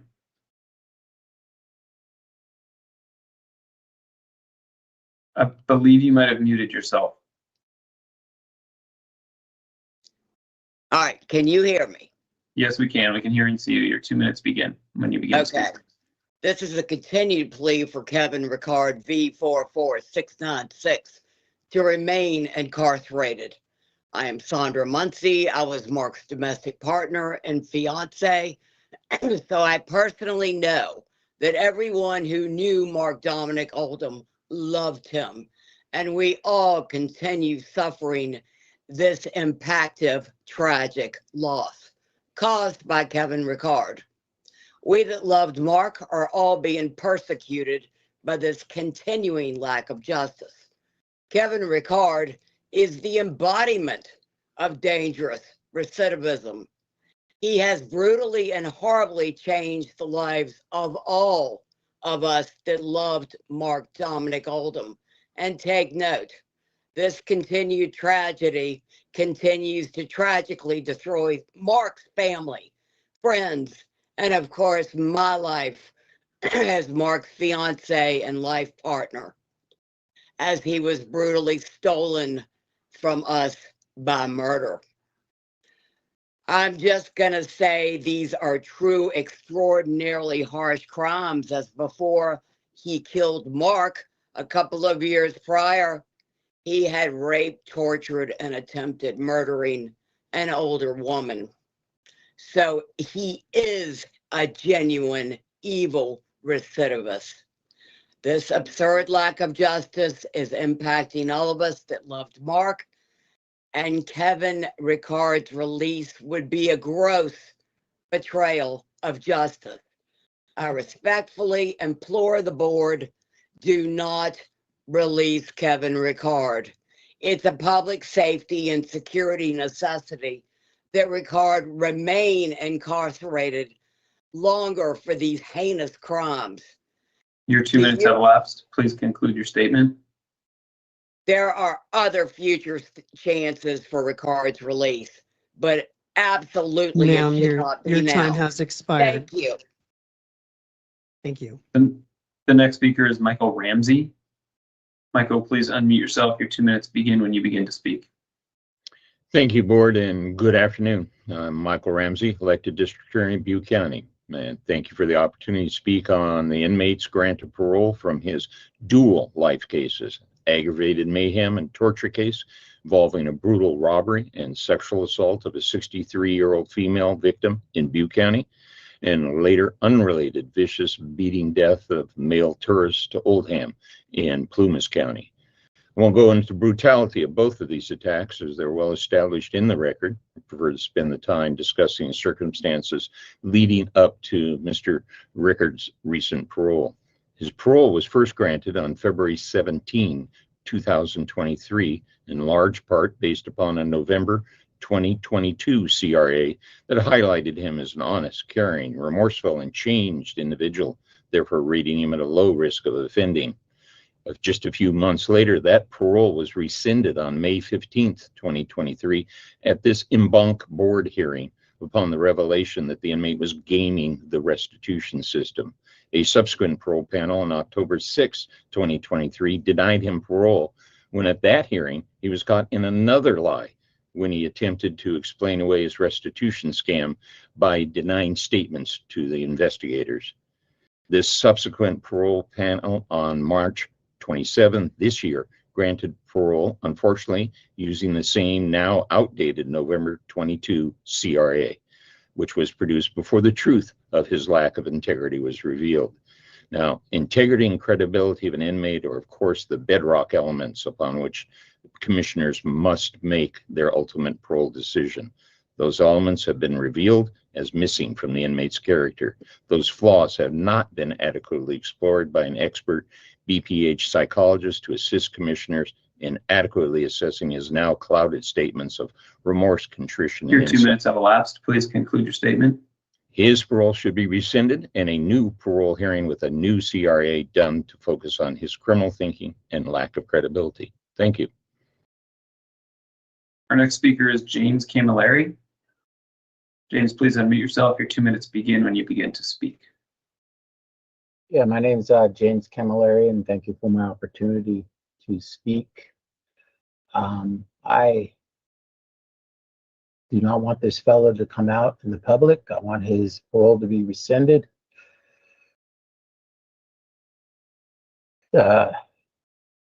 Mark was my roommate,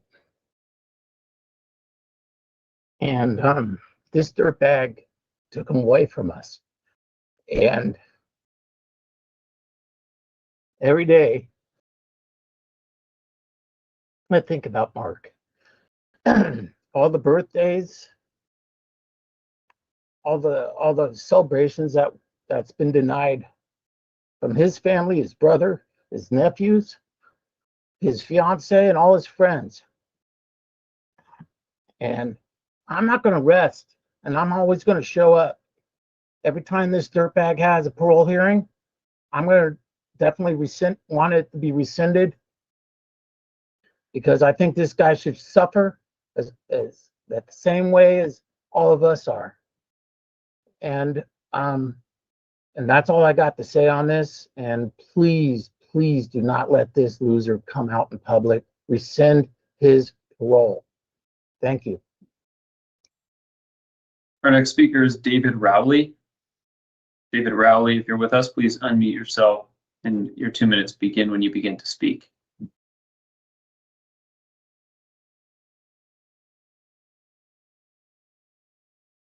David Rowley, if you are with us, we cannot hear you.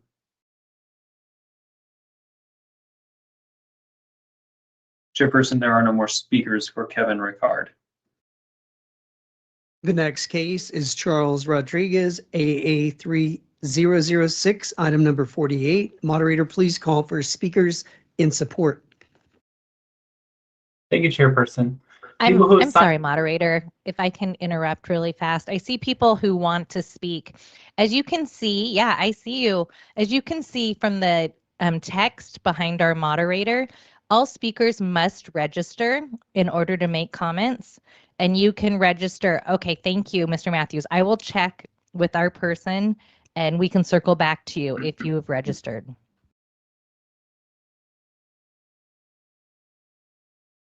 All right. Yeah. People who have signed up to speak in support of Charles Rodriguez, please raise your hand using the Microsoft Teams button or press *5 on your telephone. This will enable us. This will help us enable your microphone.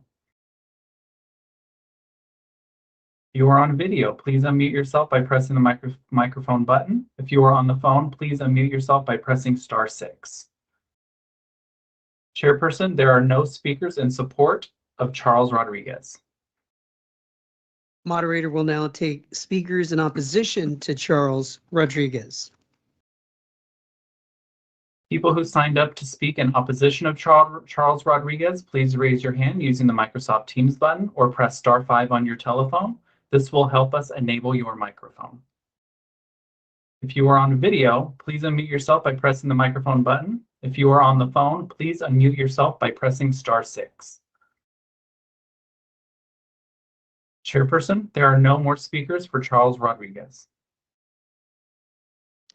The next case is Oscar Ruiz, T65888, item number 49. Moderator, please call for speakers in support. And those of you who are just registering, we are going to loop back to you momentarily. So speakers in support, Oscar Ruiz. Thank you, Chairperson. People who signed up to speak in support of Oscar Ruiz, please raise your hand using the Microsoft Teams button or press *5 on your telephone. This will help us enable your microphone. The first speaker card we have is for Roy Dandridge. If you are on video, please unmute yourself by pressing the microphone button. If you are on the phone, please unmute yourself by pressing *6. Your 2 minutes will begin when you start speaking.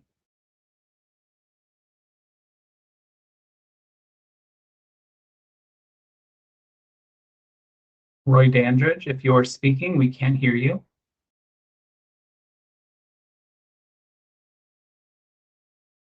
Chairperson, there are no more speakers in support of Oscar Ruiz.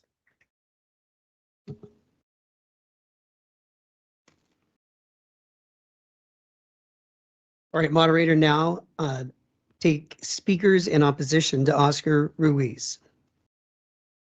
People who signed up to speak in opposition of Oscar Ruiz, please raise your hand using the Microsoft Teams button or pressing *5 on your telephone. This will help us enable your microphone. If you are on video, please unmute yourself by pressing the microphone button. If you are on the phone, please unmute yourself by pressing *6. Chairperson, there are no more speakers for Oscar Ruiz.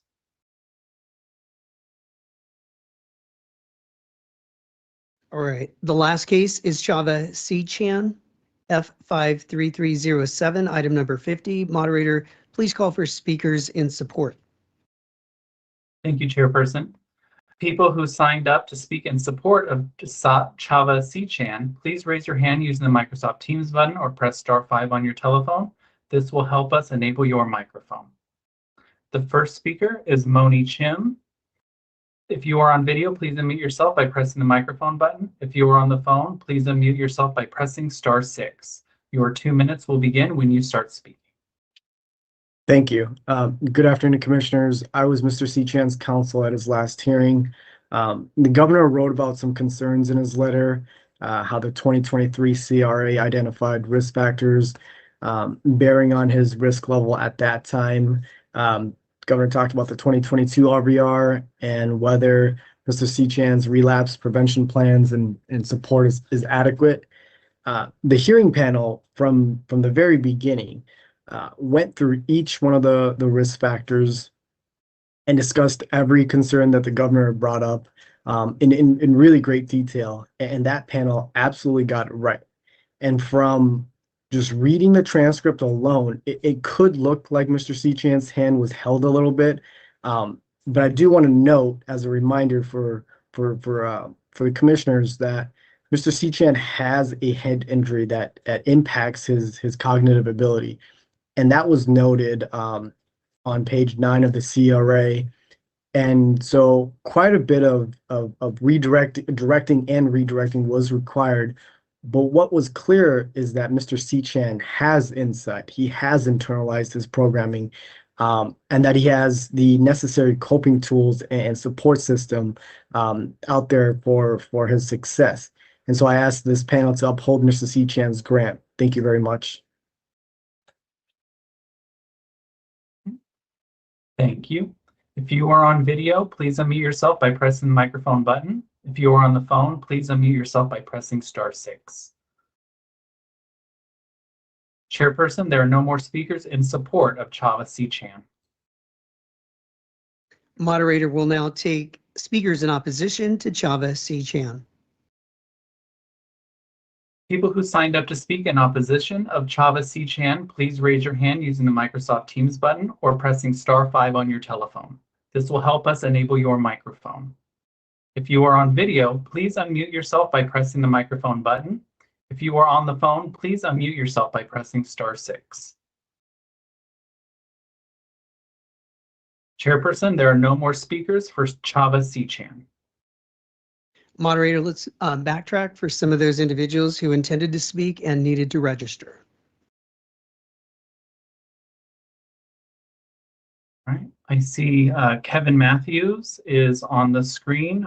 Your 2 minutes will begin when you start to speak. Yes, thank you very much. This is in regard to Kevin Ricard. The previous panel awarded him the opportunity for parole based on lies. As Mr. Ramsey stated, he had been gaming the restitution system. My grandmother still has not received even a fourth of the restitution due her over these times. Mr. Ricard has only perfected one thing in his time behind bars, and that is how to regurgitate the rhetoric of his programs that he has been through. He is not suitable for release in any way. He is a pathological liar. He is unaware of how dangerous he can be, and his only response to anything stressful is violence. He is a danger to society. I think that Mr. Ricard does, though, have a bright future. He may be able to find a place continuing his ministry behind bars in the prison systems through those programs that the previous speakers have given him such accolades in. That would be a suitable place for him to live out the rest of his days. Having been sentenced to 3 life terms for these 2 crimes, it is senseless that this aberrant law that gave a young offender the right to skate his responsibility is just a travesty to justice. And I think that I need to see justice served. There's too many places where it is failing. This is a place where you as the board can deny his parole and let this sentence run out the way it was intended, because this man is not reformed. I don't believe he can be reformed, but he may have a place to help others seek some help through those programs. So I implore you, please rescind this man's parole. Thank you for your time. Thank you. All right, the next speaker who would like to speak is Marcia Slemmer. Please, if you are on video, please unmute yourself by pressing the microphone button. If you are on the phone, please unmute yourself by pressing *6. Your 2 minutes will begin when you start to speak. Hello, can you hear me? Yes. Okay. My name is Marcia Slemmer. I'm a friend of Amelia's, a family friend since Amelia was 6 years old. I urge the board to agree with their colleagues who found Amelia suitable 4.5 months ago, taking into consideration all of her history before and during her incarceration, and giving great weight to her age at the time of her crime, as required by the recent youth offender legislation. You've heard from several people who are able to offer support for Amelia as she is transitioning. For my part, there are a few ways I can support her.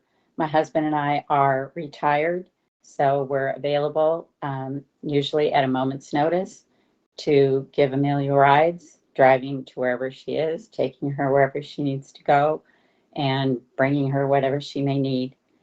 We've been foster parents for many years with extensive training in helping people heal from trauma through healthy, loving relationships. And by continuing to love and support Amelia, we know she can continue to heal from the trauma she experienced in childhood, as well as during her years in prison.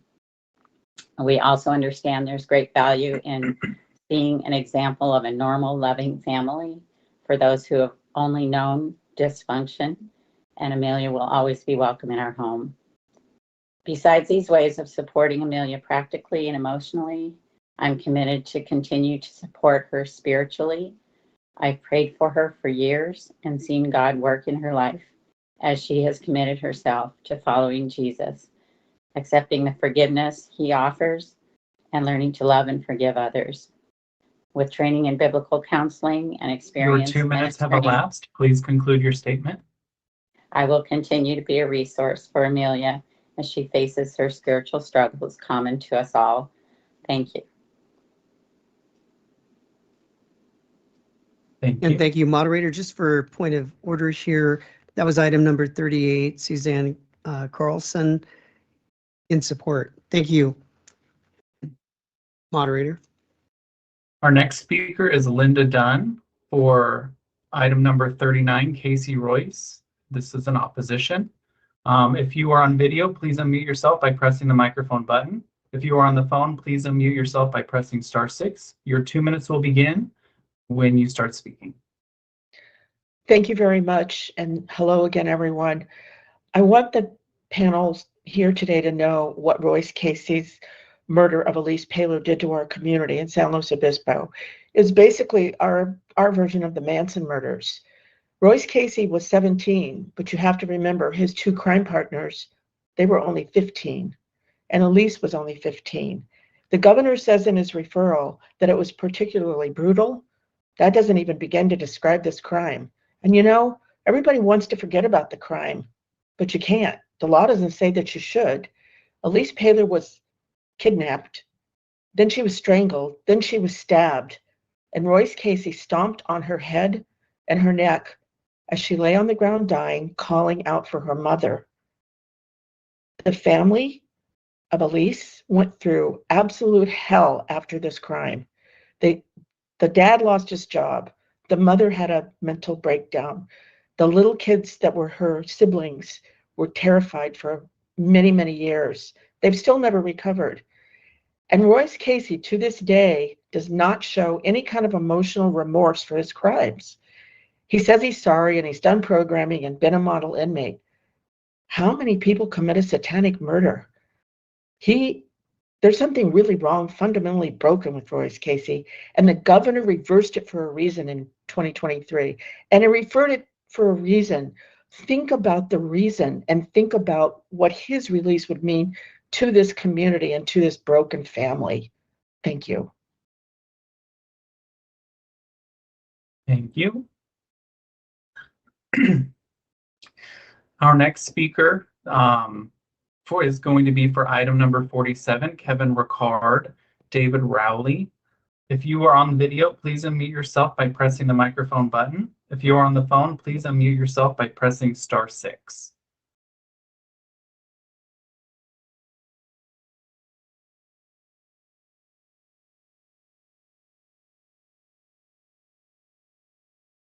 David Rowley.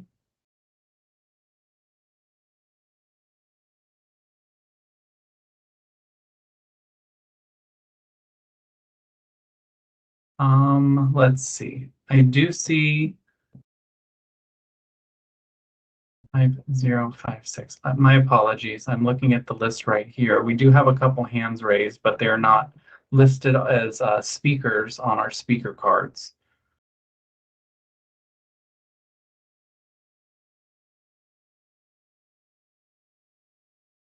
Moderator, in saying that, are they registered? Not that I can see. The numbers that I see that have their hands raised are not registered.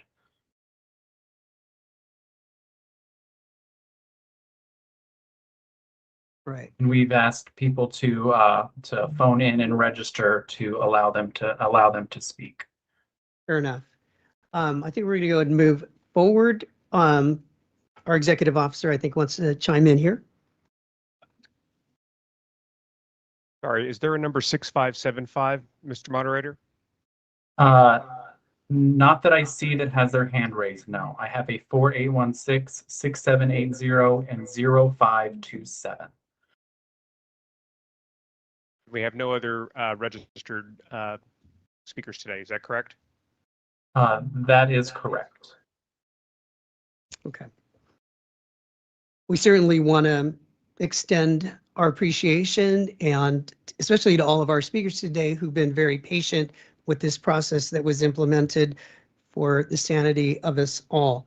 In light of that, we have no other speakers that we can see. Does any board member wish to request an agenda item for future meetings?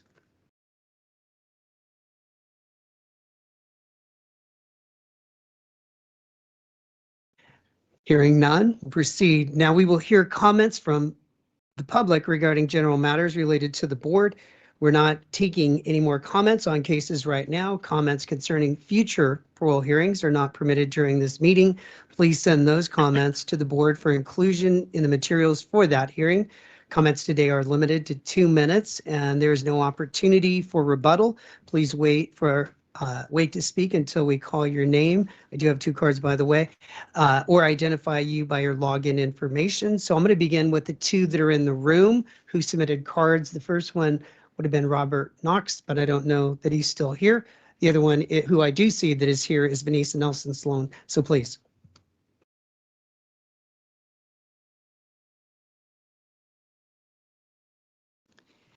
Thank you. Through conversation and research, we have come to have a pretty good understanding of the investigations undertaken by the board in the issue of restitution evasion. And while we are satisfied that the investigations, at least at this point, are thorough and conclusive, we are still not concerned or not convinced that this issue is indicative of dangerousness. We continue to question how much weight the issue should be given the decades of successful parolees who were, before this became a thing to deny parole, granted parole despite having long participation in restitution issues, possibly even up to the date that they were released, all of whom have been released with no increase in terrorism and no increase in the recidivism rate. Also, we are concerned about how the board reconciles the current practice with fair treatment of those who were released after participating in restitution evasion in the past without any deleterious effects. We have always and continue to advise and emphasize to those before you to be honest with the board in every way, including any and all involvement in restitution actions. And we continue to trust that restitution involvement, especially if well in the past and honestly discussed, would not be the primary reason for denial. We trust that would be the case, but we also continue to verify that trust through transcript reviews and questioning when it's appropriate. And we do find it frequently appropriate to question that. Thank you. Thank you, moderator. Is there anyone else seeking to make a general comment related to the board? People who signed up to make a general comment, please raise your hand using the Microsoft Teams button or press *5 on your telephone. This will help us enable your microphone. We do have a hand raised. We'll go ahead and allow it. So go ahead and unmute yourself by pressing *6. Your 2 minutes starts when you begin to speak. Yes, hello. Can everybody hear me? Yes, we can. Okay, sorry. I don't know what happened. I was calling in regards to Reichert. My name is Adrian Oldham. I'm Mark Oldham's brother. That was Sir, brutally I'm murdered. sorry. We're done with those comments at this point in time. We're ready for comments regarding matters related to the board. If you have any of those matters, we will entertain those thoughts. If not, we are actually ready almost to go into our deliberation process. Are there any other speakers who want to speak about matters related to the board? General public comment, not cases. We do have I'm another sorry. hand up. I'm trying to weigh in. I don't know why I had my hand up to talk about Kevin Reichert, and I was. If you've submitted something in writing, the panel will review that, and we're prepared today, really right now, just to listen to general matters about public comment. Are there any other individuals willing to speak about public comment here that are general matters related to the board? We do have a hand raised. Go ahead and unmute yourself by pressing *6. Oh, we did. All right. Go ahead, your 2 minutes starts when you begin to speak. Hello, can you hear me? Yes, go ahead. I'm also calling about Kevin Reichert's number, and I know this is past. It is. You're right. It is past the time. Thank you very much, and our apologies. Was there anyone else? I was sort of expecting Robert Knox to call in since he did leave the room here. He was physically in attendance. Anyone else ready to make that comment? I don't see anyone else, except for we do have a hand raised. Go ahead. Your 2 minutes starts when you begin to speak. You can unmute yourself by pressing *6. Hi, moderator. As an explanation to people, yesterday we had a really horrific attack on our meeting where people were playing really racist, awful audio on loop and showing inappropriate comments. And as a result of that, we've had to absolutely lock down our meetings and only call on people who register. And that is why we are emphasizing that people need to register in order to make comments at the meeting. And so for those who are not able to register, if you look at your agenda, there is an email address. And if you email us in like the next 10 to 15 minutes, we will be able to consider your comments in email. But for today, I'm sorry, we cannot hear from people who have not registered. Thank you so much. Thank you, Ms. Blanian. And in the light of that, Chairperson, there are no speakers. All right, thank you so much. On behalf of my colleagues, I wish to thank everyone for participating today. We will recess the open session of the July Executive Board meeting at this time, and we will return briefly following closed session to officially adjourn today's meeting. Thank you.